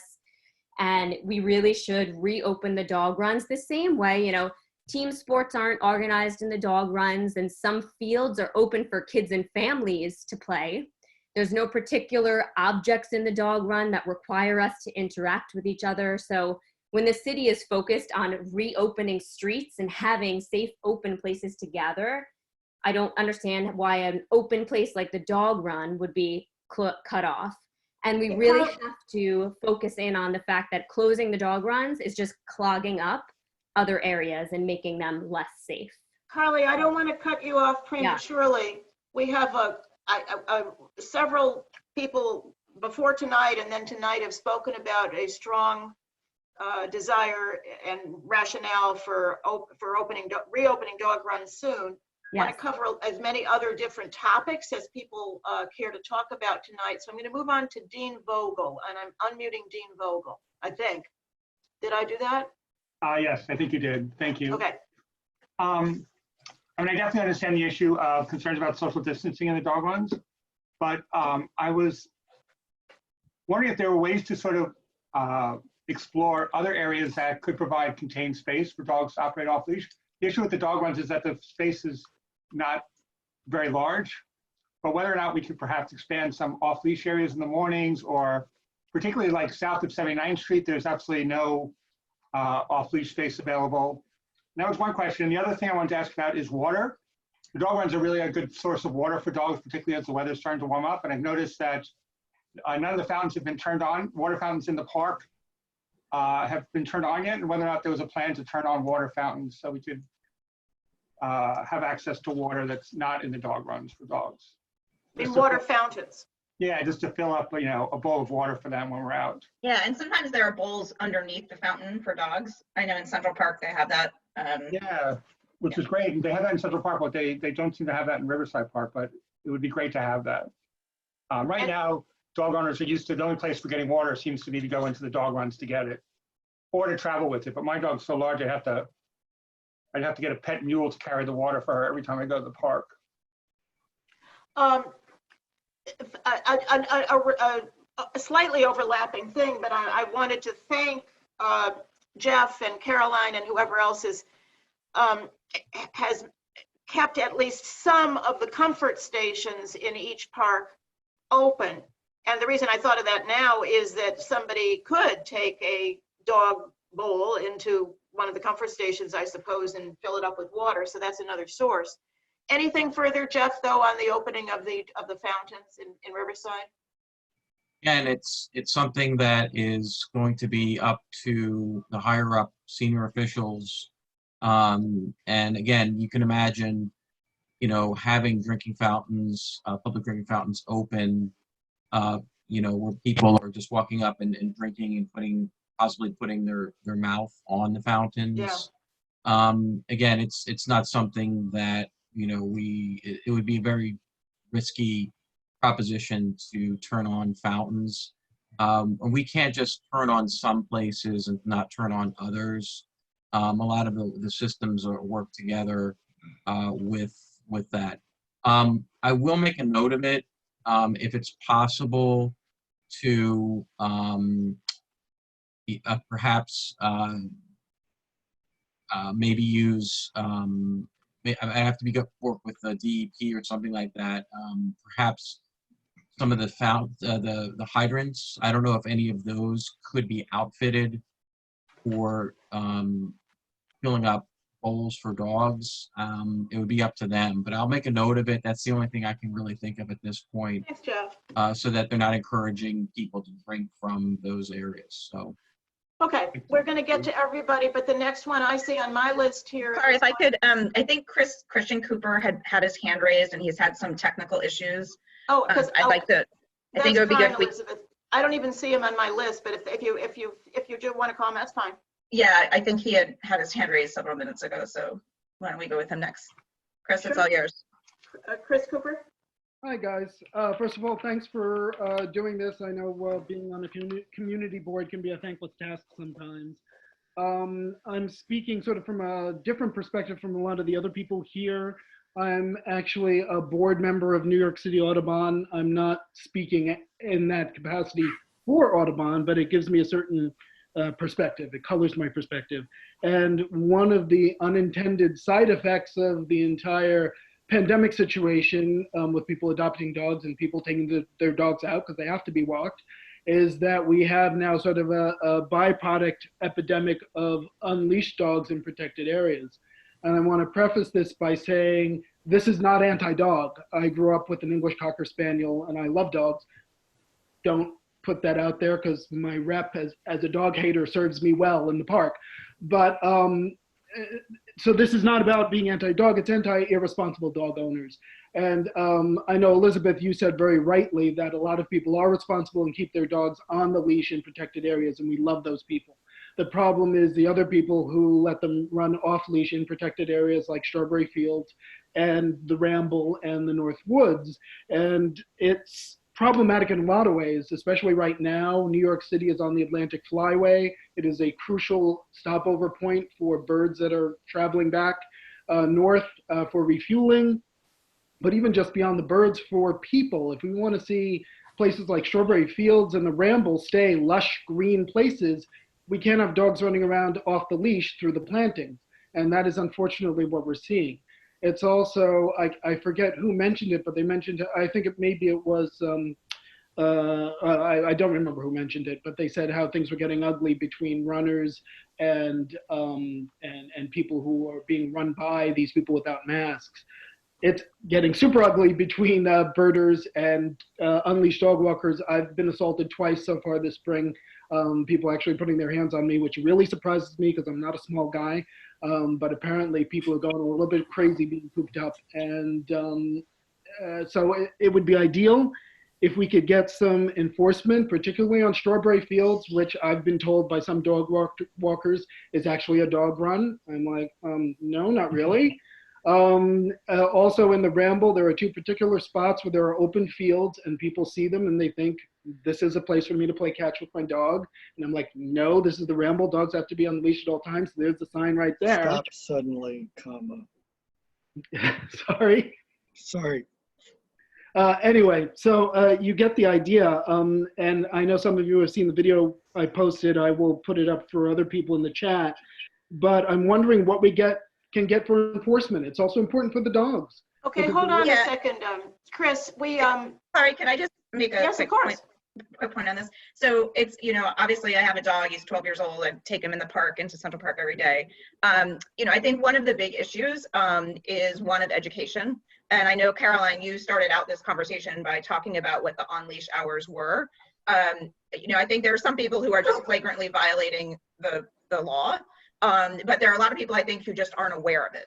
And there's not a lot of, I don't feel like I've lived here for 25 years and it took me a lot of questions before I even got figured out what the on-leash hours really were.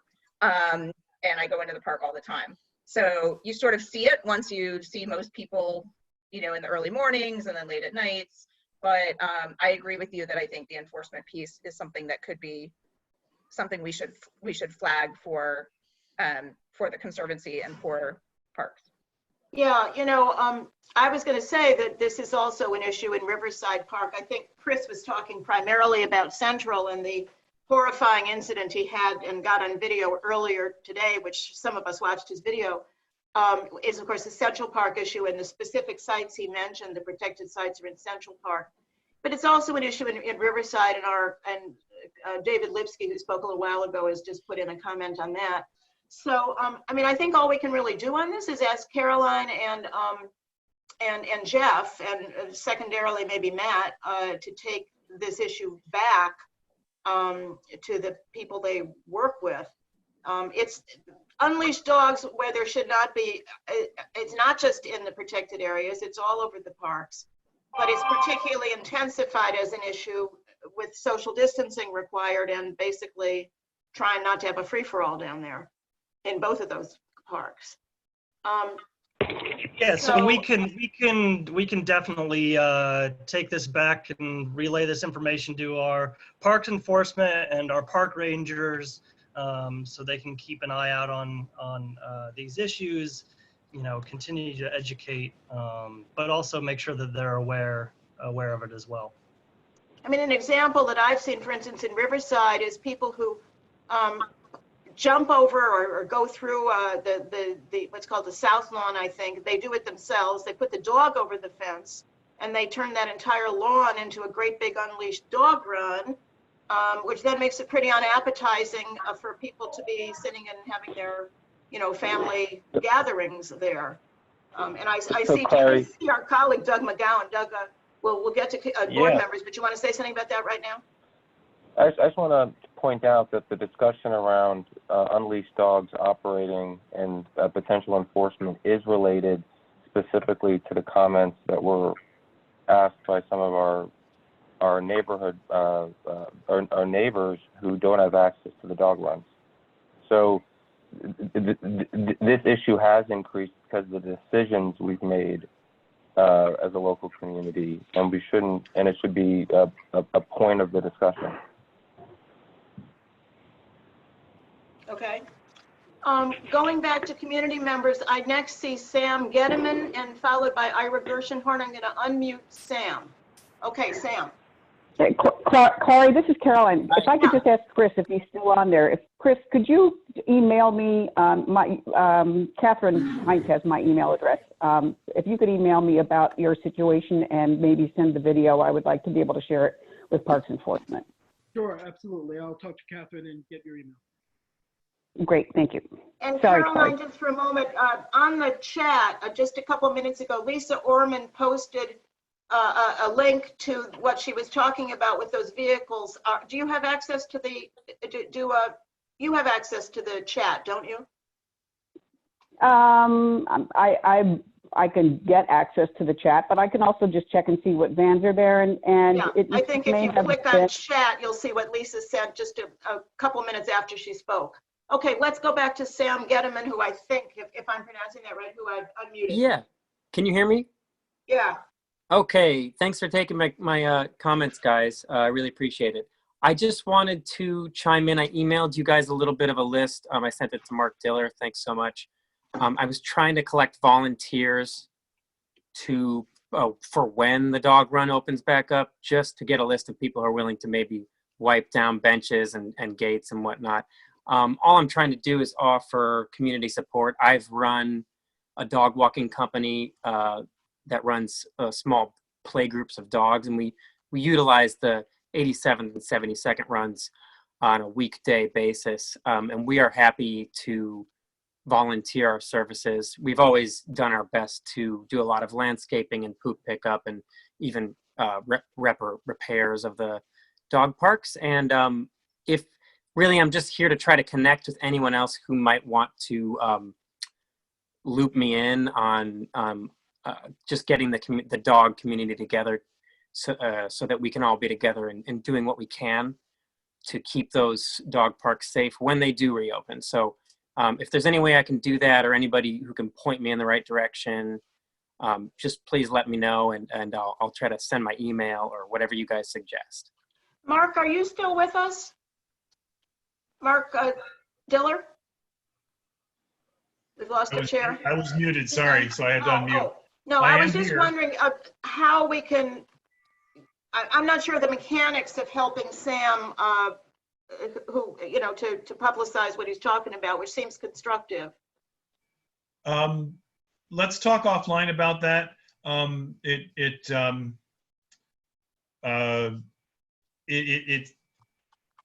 There may be a way to include a positive checkoff or sign-on list of folks that are, because there are a lot of friends of dog runs throughout our district, and a lot of them do some really terrific work. And then Sam's idea is, if I'm hearing it correctly, and I believe I shared his email with you folks. If I didn't, let me know. I'll make sure I do that. You did. I did. Okay, good. Not going as crazy as I thought. So I'm all for that kind of self-help that can reinforce these things. But I want to be as inclusive as possible if we start putting together a list. The place where that would go would be on the right-hand side of our website. So I know where to put it. We just need the right information. I hope that's helpful. Sam, are you talking mostly about Riverside Park dog runs or others? Yes. So can you hear me still? Yeah. Yep. My company typically has only used 72nd, 87th, and the Bull Moose Dog Run when it's open. Okay, so aside from what we can, if we can do anything to help publicize your interest and your efforts to do basically self-managed cleaning of the dog runs, and they have always been self-managed essentially by groups. Who you ought to be in touch with is the Riverside Park Conservancy, and also Jeff Martin, who's on the phone with us, who manages Riverside Park, because in terms of coordinating the once the dog runs are open again, in terms of coordinating the care of the facilities, those are the folks you should really be speaking with. Great, thank you. Also is, and for Riverside, Clary, I'm sure somebody on this call will know, but is Floral still running the 72nd Street dog run? Oh, Jeff, Floral disappeared years ago, didn't they? I think they did. Yeah. That shows you how old my dog is. Just wanted to make sure we didn't not include them for a reason. No, Jeff, is there a formal group that runs the 72nd Street run when it is open? I'm not familiar with that. Yeah, I think it's long ago. Okay, Ira Gershenhorn is about to be unmuted. You're unmuted, Ira. You with us, Ira? Oh, wait. Where'd he go?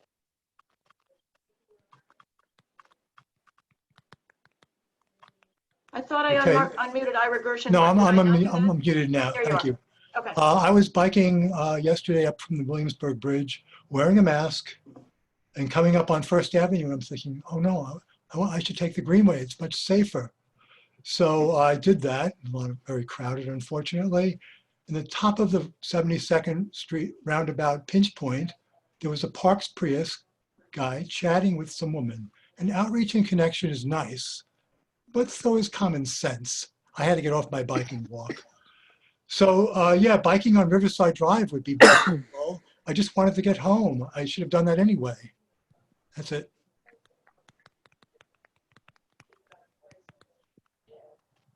So sorry to hear that, Ira. You said it was at the top of the rotunda. There was. Yeah, it was weird. So where was the Prius? Was it in the bike lane? Because we have those delineators that are there. It's very confusing. You've got those delineators. There's only room between the wall and those wobbly bollards for one bike. And this guy was telling me it's two-way. And I'm thinking, no way. When I'm going south, I always take the roadway so people can come out and not be hit by me or someone else. And the signage on the street is not good. It's very confusing. Yeah. On a good day, And I knew it would be bad on a Sunday with lots of, casual riders there. But, having a car there was just terrible. And having someone blocking the other direction made it impossible. I had to get off and walk. I'm not one of those guys that can just jump on a bike. I have to, I need to start. So it was bad. So again, this is the design for that that detour around the Esplanade. That's that was, I think, fit through with the community board long before I got here. So I'm not. I mean, I know it is what it is. I know. Unfortunately, I've never seen any traffic in that lane. The Parks vehicle was the first traffic I'd ever seen, and it was just, it stopped. I should have taken the drive. I would have been better off. Jeff, you've just referred to something that nobody's mentioned tonight, but has been the subject of some comments we've received offline during the last couple of weeks, and that is noticeable number of cyclists who are cycling now on the bypass, what we call the Rosenthal bypass, that is from 83rd to 91st along the river, where cyclists are not supposed to be. In fact, we had one report of a actual police vehicle that, what's the right word, tagged or something, that almost ran over, almost hit somebody who was, I think, either cycling, or no, was walking his cycle as the police vehicle was going down the Esplanade. But the question is, while all these PEP officers are down there, are they doing anything to enforce, and this is daylight time, and summertime, are they doing anything to enforce no cyclists on the bypass? So at least there'll be a little more room for distancing, as had always been intended even before the virus, for non-cyclists. So the answer to that question is yes. We're talking about the Esplanade.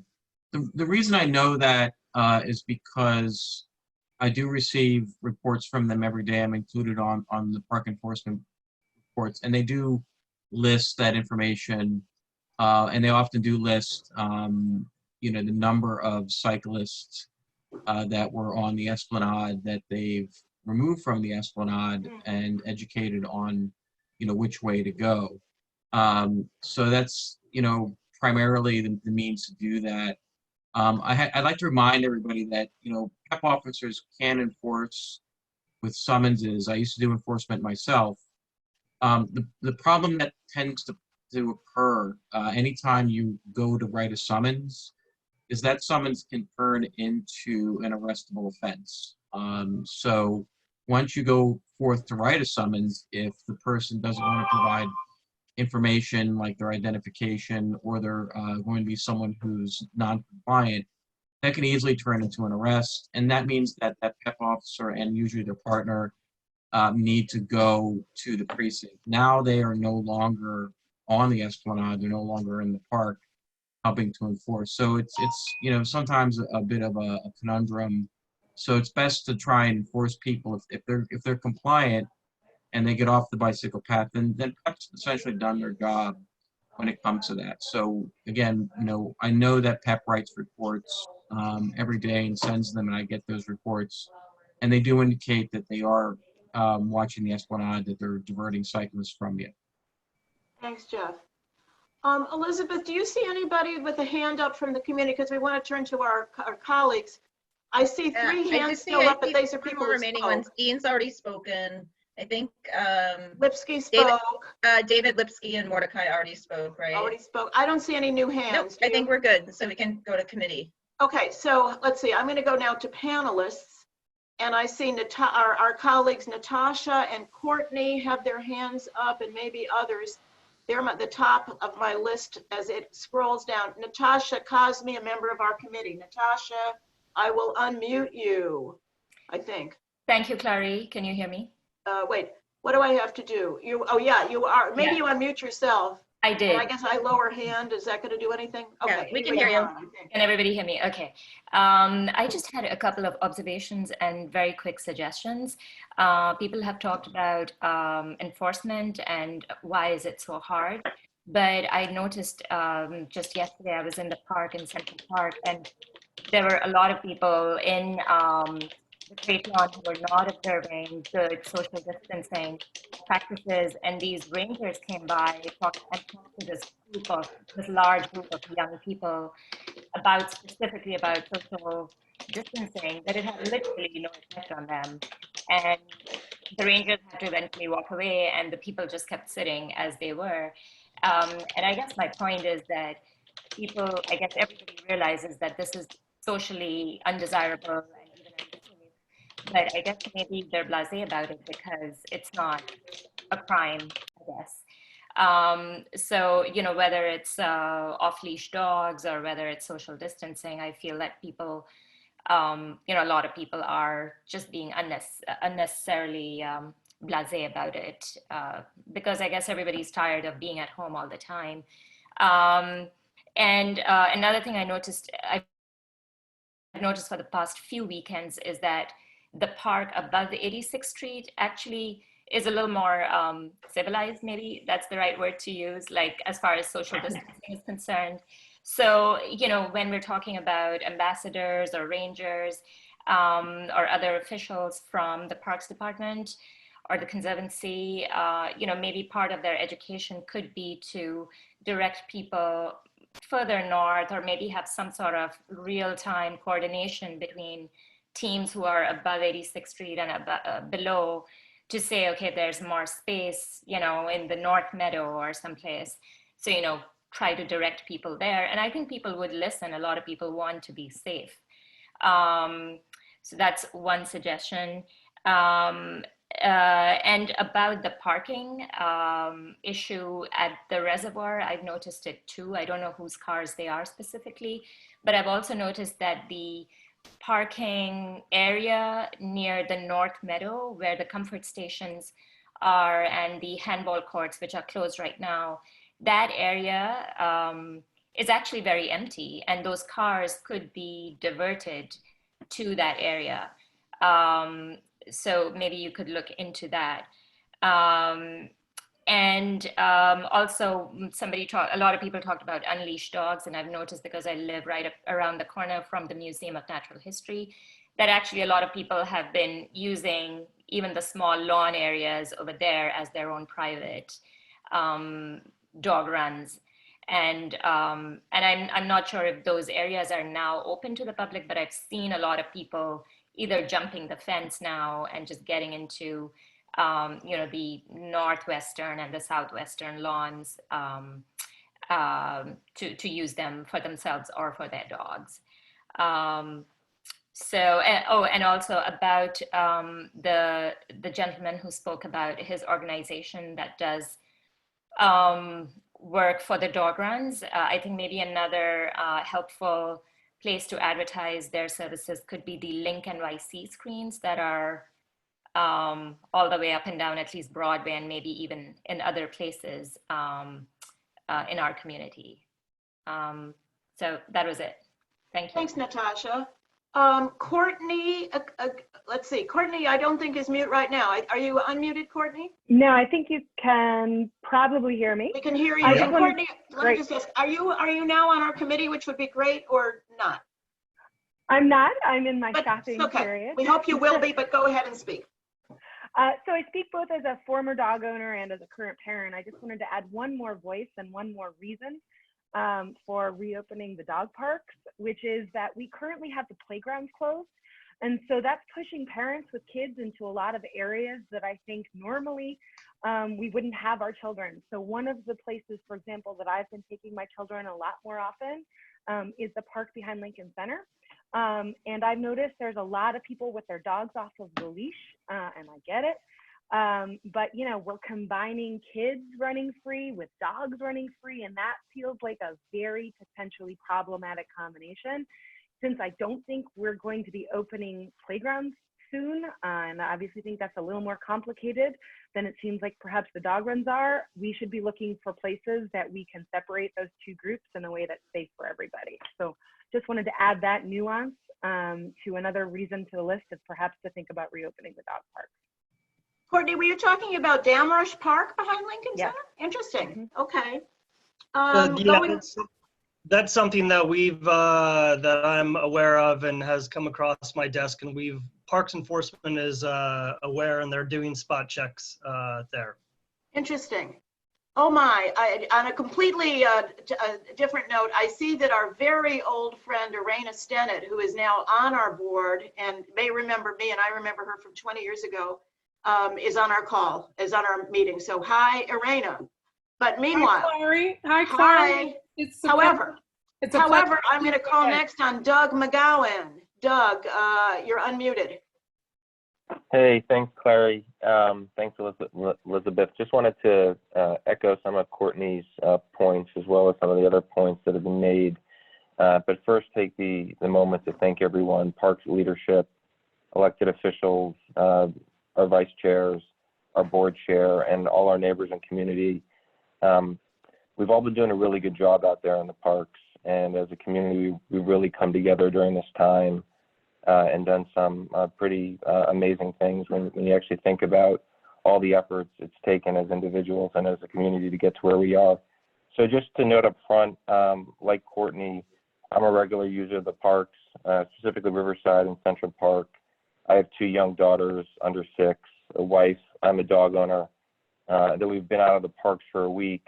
In numerous conversations over the better part of the last 2 months, it's become clear that there's some confusion as to why some decisions have been made in furtherance of social distancing goals, and others haven't been made. So the example is the dog runs being closed, playgrounds, certain fields are closed, yet other fields are open. City blocks are now being opened, and we have some city blocks in our neighborhood which have now opened for communal traffic. So for our park representatives here, thank you for all that you've done.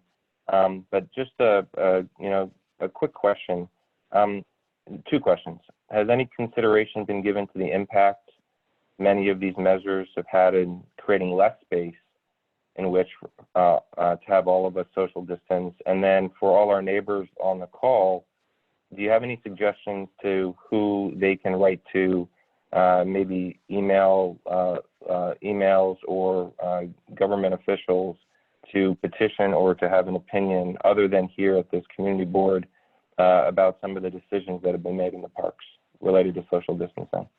Doug, could you just add to your question, other than we have talked about dog runs and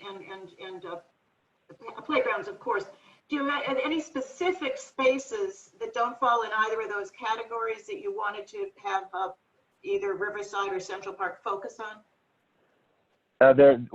For me specifically, in some of the conversations, has been the center of the field, the track field on 72nd Street, the running track. What appears to have taken place there is with the playground closed, the running track closed, and the congestion attributed to walking by the river, and then the park, the bike lane. Individuals who use that space to walk their dogs and or play with their children are now are channeled into smaller, more channelized areas, which appear to be less safe. Jeff Martin, any comment on the interior of the running track being closed? I don't believe it's closed, to my knowledge. I'll check on that. Yeah, it sure seems to be. The track itself is open, Jeff, but am I right, Doug, that the interior, which is a nice big wide space, has been closed off for several weeks? It appears that way anyway. Yeah, up to my last time I was there was a week ago. I was there a couple of days ago. The track is open. The interior is fenced off with those barriers, those aluminum barriers. But to Doug's point, and others on this call, there's almost always somebody in there. Okay, I'll make a note of it and check it out. So. Okay, that's it for Doug, is it? That if so, I'll unmute Ken, who seems to be, wait a minute, Ken. Ken, I think you're unmuted already.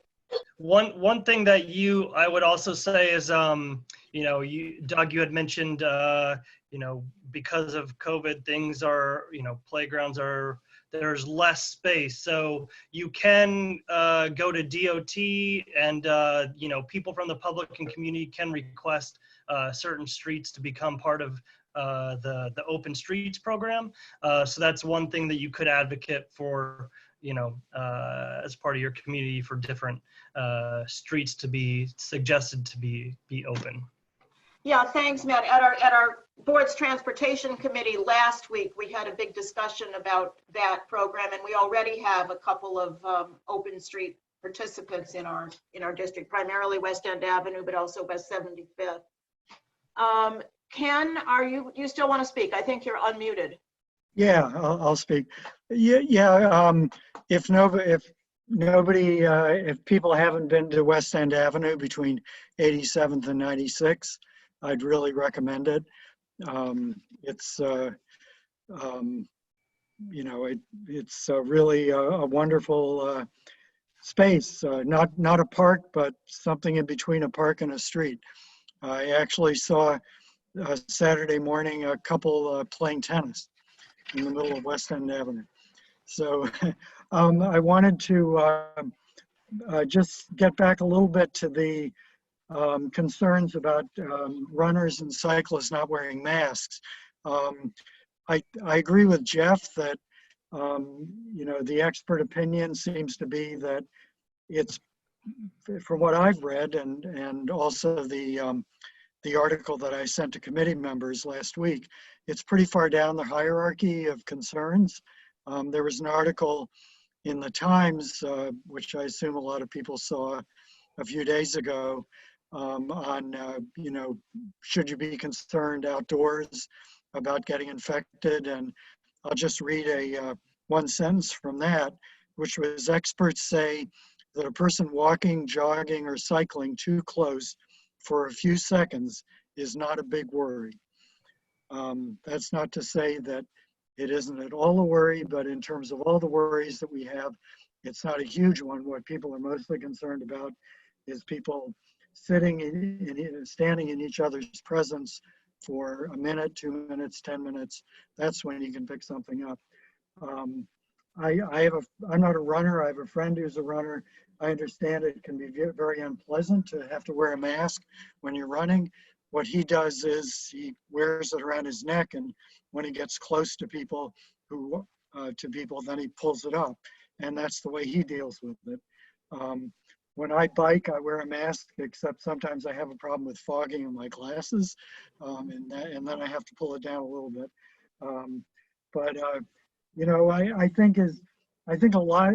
I would just guess that some of the outrage at people not wearing masks has to do with sort of, you're just not with the program. You know, I have to wear a mask. How come you're not wearing a mask? As much as any real concern over the health risks. But that's just a guess.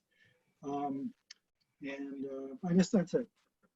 Okay, well, on this one, co-chair's prerogative here, I'm going to disagree with Ken in part. I mean, sure. I mean, if you're a healthcare worker and what you're doing all day is intubating patients, obviously your risk of getting sick is radically greater than if you've got a runner unmasked passing you in Riverside Park. But my husband and I do exercise walking all the time in Riverside and Central, and we're wearing masks, and they're pretty uncomfortable, that's right.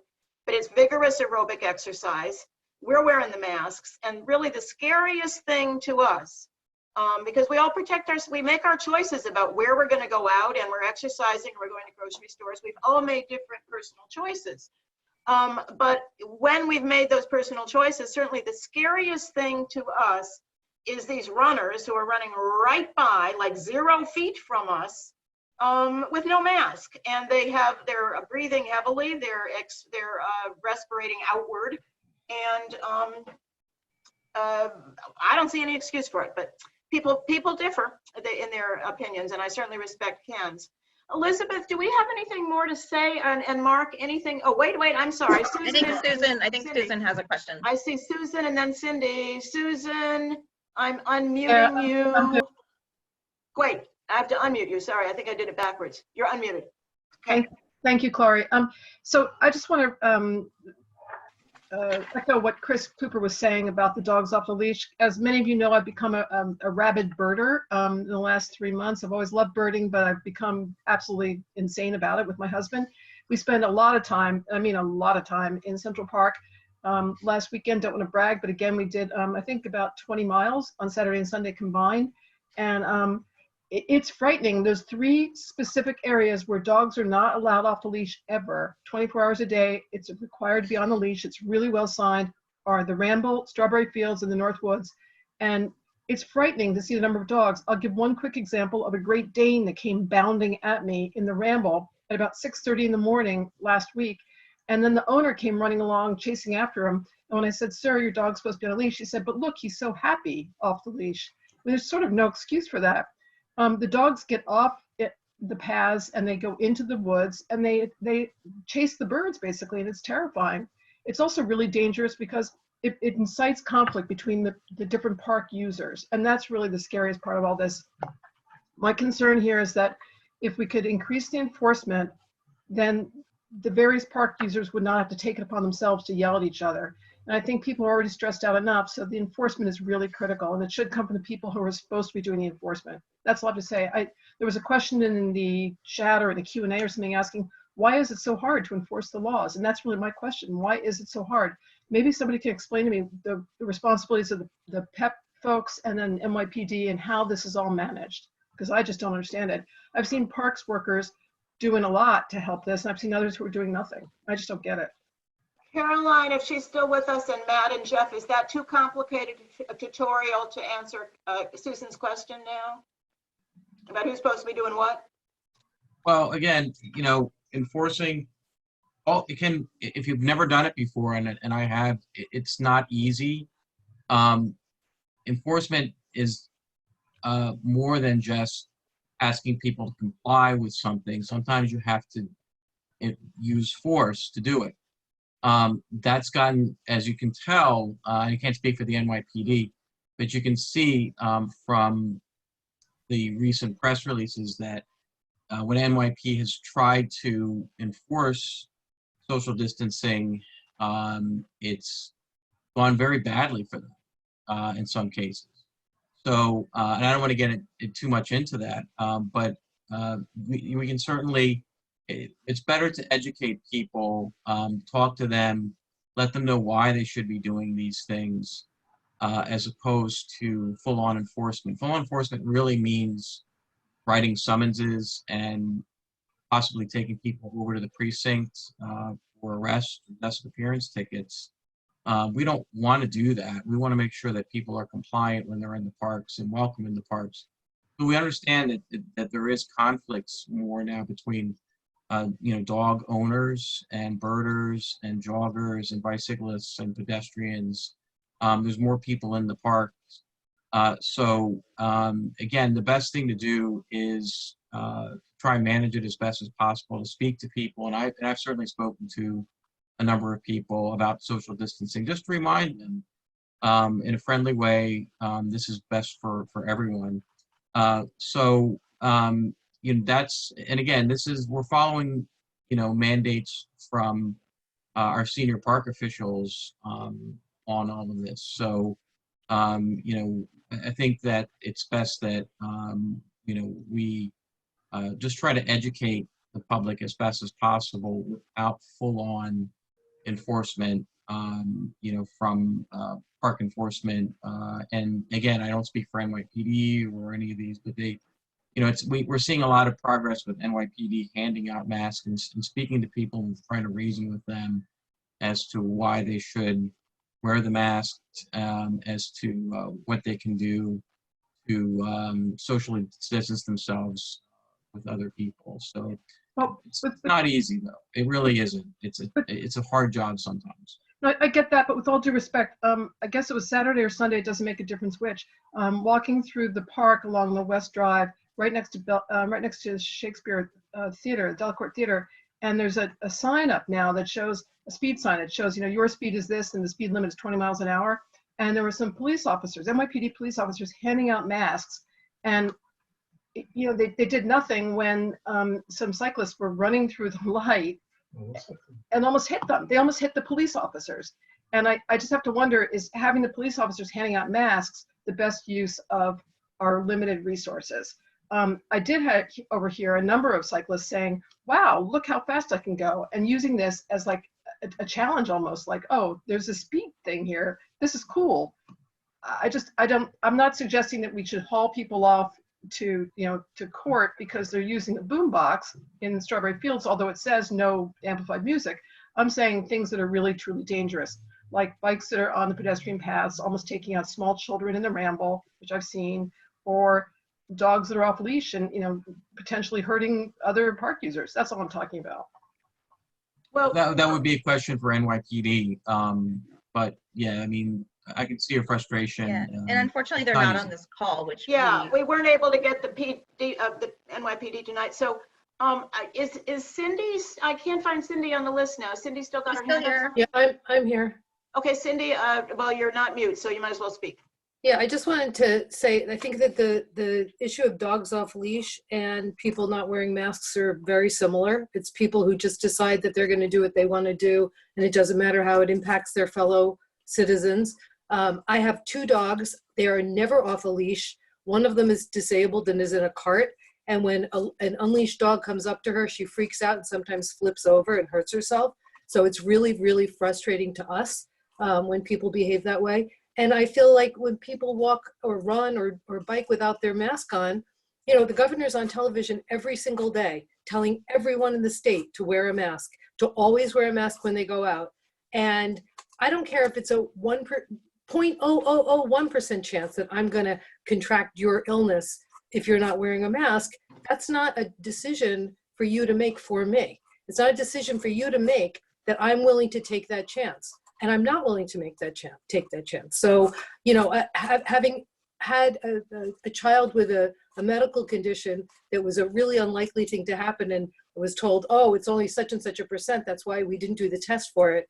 I know what it's like to be on the other end of that, where you actually do suffer the consequences of a very unlikely illness. So I don't know what the answer to that is. Enforcement. I mean, I think that unfortunately, we live in an area where some people just feel very entitled to just do whatever they want. And that's unfortunate, and I wish that was different. Okay, so I see no other hands up. And I guess my own comments I'll combine with a sort of attempt to kind of summarize where we are. Elizabeth and Mark and I had spoken about this before well in advance of the meeting, and we all have a reluctance to try to micromanage how the Parks Department is, its decision making in this very difficult time. So we had pretty much thought, and I think this is where we are, that we're not going to propose a resolution asking the Parks Department to reopen a dog run or to open this or close that. And we also respect that Caroline and Matt and Jeff all on the phone with us. Not only are we very grateful that they've listened and responded to questions and heard concerns, but we understand none of them makes the policy for their respective parks anyway, and at least the coronavirus stuff is coming from the top and is citywide. But on the other hand, I think one thread I see in this discussion is concern from many people. It involves dogs off leash, it involves runners and other unmasked people, that the approach of the enforcement of education and handing out masks to many people who spoke tonight has not demonstrated that it's satisfactory in achieving the aims of social distancing and protection. So, I mean, I think that what comes across to me as an overall message tonight for the 3 representatives of our parks to take back is that concern. We know it's not easy. There are many, many issues, and each of the 3 has mentioned what some of those are and the difficulties. But, bottom line, and this is where it's my own comment that I really agree, there are just a fair number of people, and they're not just a few, who say, I'm going to do it my way. I don't care what the rules are. And that's the kind of thing that normally we wouldn't care or notice so much or make such a big deal out of. But now that we are so focused on maximizing our ability to exercise in our parks while at the same time not getting sick, it's, I think, much more forefront in the attention of many of us. And to me, that's a message I would like to see our parks representatives take back. And I see Mark, who's on my screen at least big time, is sorry, if I would just add to that, you know, all it takes is one person, whether it's to infect somebody or to injure somebody, if it's a dog owner. I think by and large, you know, I think I want to give New Yorkers the benefit of the doubt when they're in our parks that they're following the rules, right? Whether they're a cyclist or a walker, but all it takes is that one person or that one group, and, you know, somebody gets infected or somebody gets, you know, injured by a dog. And, you know, I think anything we can do to push for the leaders on the phone tonight from the agencies and perhaps with the NYPD as well, to just really focus on making sure this is something that CB7 knows is a priority. Susan, I'm not sure if you're going to respond to that, but I do think it's something, look, we all take it really seriously. It's something that's critically important right now. You know, again, all it takes is one person, and that's where I come down on this. And I agree with Cindy. I think Cindy's comments the most in this conversation, just that, you know, we all need to follow the rules right now, and we need to make sure that those rules are enforced. Hey, Mark, you're our big boss. You want to say anything? Thank you. I think I would do a poor job of repeating what Cindy said. Somebody in a very facile, but I think still fairly appropriate way, said that I wear a mask to protect you and you wear a mask to protect me. I think there is some science behind that. And so I would love, first of all, I'm very grateful for our 3 parks experts who've joined us and stayed under the call till 8:45. For being with us and taking back these concerns. Whatever the response is, that's response of government. And so I appreciate, on behalf of the board, the investment that they've made. For myself, what I'll simply conclude is by saying is that we're a community board, and the sense of community is one that whatever the shape it takes, whether it be enforcement, education, or some combination of consensus and momentum that makes it uncomfortable for somebody, as I saw yesterday, a guy with no shirt on jogging with his mask on his chin. I'm not really sure what that does, but to get as, and to pick up on what Elizabeth was saying, let's assume that people have some version of wanting to do the right thing, but need to be sort of a combination of cajoled, coerced, and required to do the right thing. And that's why this discussion is good. I hope that everybody who's on this, both board members and community members, take this back wherever you go and continue this conversation, because it's the only way I see this getting better in the long run. So thanks for the chance to speak. Thanks. Well, just one last thing from me, and that is that my husband and I also see lots of runners and cyclists, particularly in Riverside, who are wearing their bandanas under their chins. And all we can figure is either it's because their buildings won't let them walk through their lobbies unless they're masked, or they're going to Fairway afterwards and want to protect themselves in Fairway, but are unwilling to follow the rules as they're cruising through Riverside Park, as we're all trying to keep our distance. Okay, so I think we're done with this item, and thank you all very much. It seems to have been a very constructive discussion. Elizabeth, it's 8:20. We want to conclude this meeting, certainly by 9, but maybe earlier. We have 2 other agenda items that somewhat relate to each other. And should we just move on to them, Elizabeth? That would be great, and I think we can do this very quickly. I think we can too. What we always do every month is we have updates if there's anything particularly noticeable on prior committee discussions or business. But I wanted, at least the one thing I wanted to talk about tonight really combines that issue with our last issue, which is now a mandated one on our list about our upcoming agendas. I think every single one of our, or all but one of our committee members was at the joint meeting of our committee and the Transportation Committee of CB7 the other night, where, and Barbara Adler and Susan Schwartz really put it forward, sponsored a proposed resolution that was adopted asking for basically traffic law enforcement in Central Park, and that's a slight oversimplification. But one background that came out of that discussion at some length was the signaling in Central Park, whether the signaling, both in terms of the number of signals and how the signals are set, although they're now automated, so they can be controlled remotely, whether how they are set now and how many there are and related matters makes sense now in terms of with private vehicles being banned from Central Park and also the signals being automated. So what we've already planned, and Ken suggested a version of this, and we've worked with it, putting on our agenda for our next committee meeting, and we're going to invite our transportation committee to join us on this issue, is a broad discussion about the signaling on the drives in Central Park. And that's not necessarily the final wording, but in light of these current conditions. So that's one thing we've got coming up next month. Does anybody want to add anything, Elizabeth or anybody else, on either updates on other matters that we've had on our before us over the last couple of years, or on agenda items for going forward? No, I just wanted one thing just to remind people. I think everyone was on the transportation joint meeting last week, but it will be coming for a vote for the full board, and just wanted to make sure people were reminded of that. Mm-hmm. Caroline, are you still with us? No.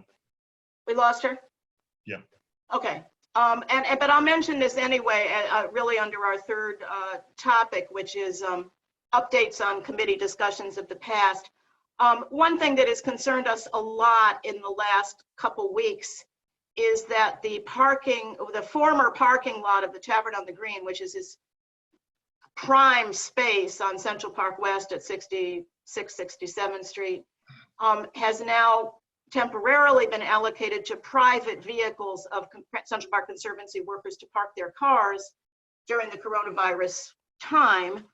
And we've been strong advocates and made some progress on getting that parking lot converted back to park-like, greening it and turning it to park-like uses.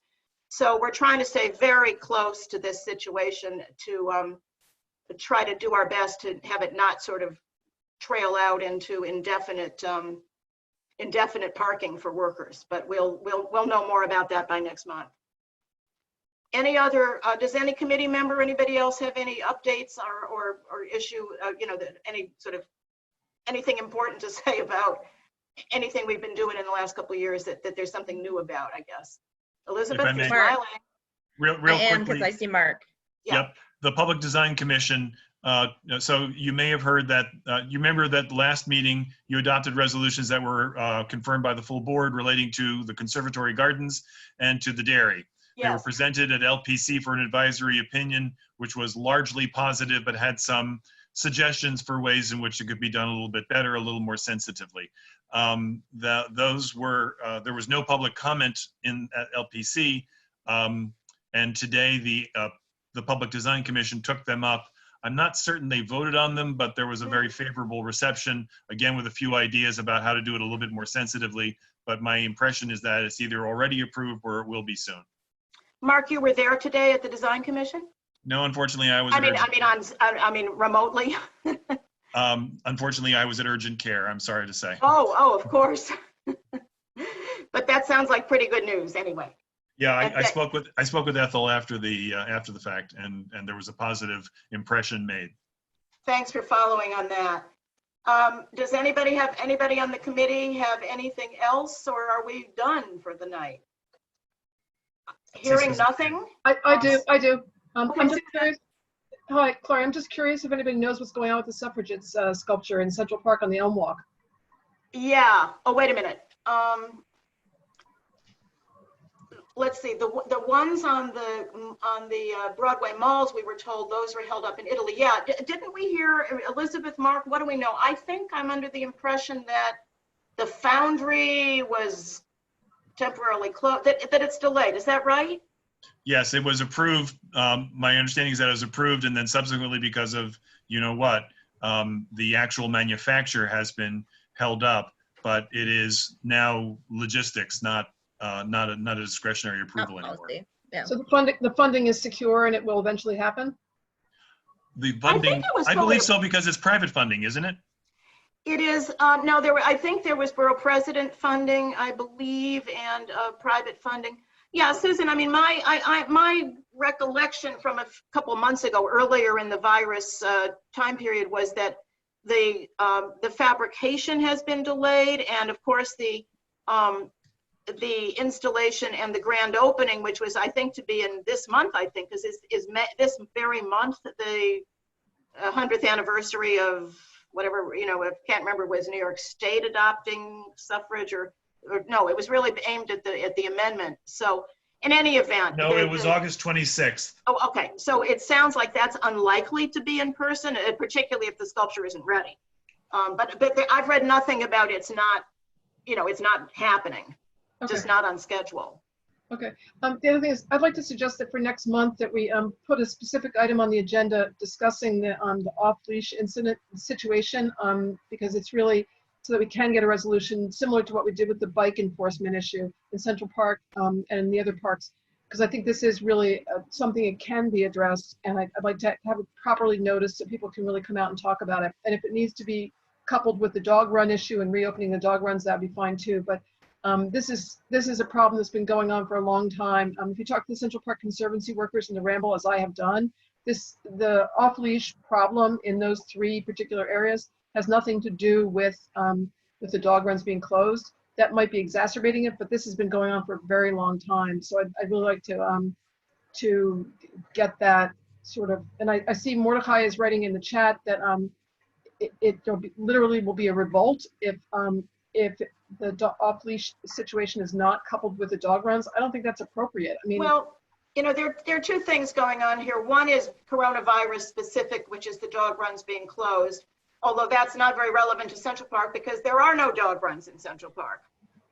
The other issue is, as you say, longstanding, maybe intractable, but in any event is not specific to the coronavirus, and that is dogs off-leash, not only generally in parks where they should not be or where there are not the hours for that, but also specifically in the Ramble and the other two areas where it's never permitted. Susan, my suggestion is if you want to craft a sort of proposed agenda item, send it to Elizabeth and me, copy Mark, and we'll look at it, talk about it, and you know, I'm certainly personally pretty receptive, but I don't think we should kind of write that right here and now. Sure, great. I'll take care of that. Thank you. Thanks. Is that okay with you, Elizabeth? It is. I just have one additional item that I had hoped we would come up in the discussions on social distancing tonight, and it did not. But I think it's just, as we close this call, important for folks to think about. You know, in terms of the enforcement that's gone on with the PD, and I realize the PD wasn't on the call tonight, so we didn't have a chance to talk to them. I think everyone's read about the disproportionate sort of how arrests and summonses have been given out largely to people of color.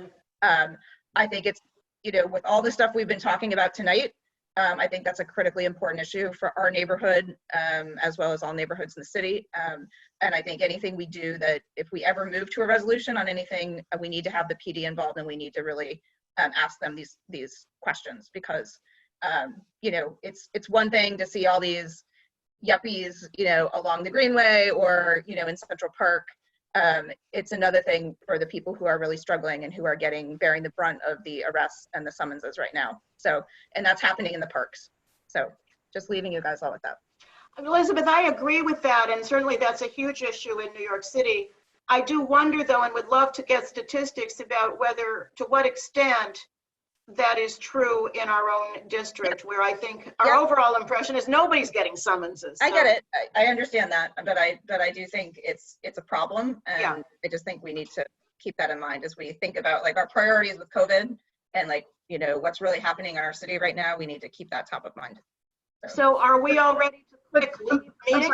I just want to say that what Chris described as being assaulted in the park, I mean, I know him personally. He's a strong, tall guy. For somebody to come up and assault him is a pretty scary thing, and that's what's going on in these areas of the park.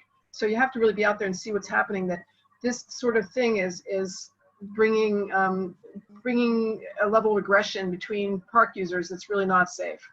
Well, the video that he showed us earlier today, and I'm not sure how many people have seen it, was really a clear example of it happened to be a woman who just decided her rules are going to be her rules, and it didn't matter what anybody else's rules are, including the posted rules. And we're all seeing that. I mean, I think it's happening everywhere with certain people. People are on edge. They're like, you know, and to your point, Susan, this has been happening. This happened before the epidemic. What's been happening with, you know, dog owners violating the rules and so forth. So, like, I'm totally with you guys on this. I'm happy to bring it forward, you know, as a resolution. I do think it should be paired with the comments that people had about the dog runs. So. Yep. All right. And it's almost 9 o'clock. Could I suggest that we? 8:56. Shall we all click on leave meeting? I think Have that's a good the right night, answer. everyone. All right. Good night, everybody. Thank Thanks. you all.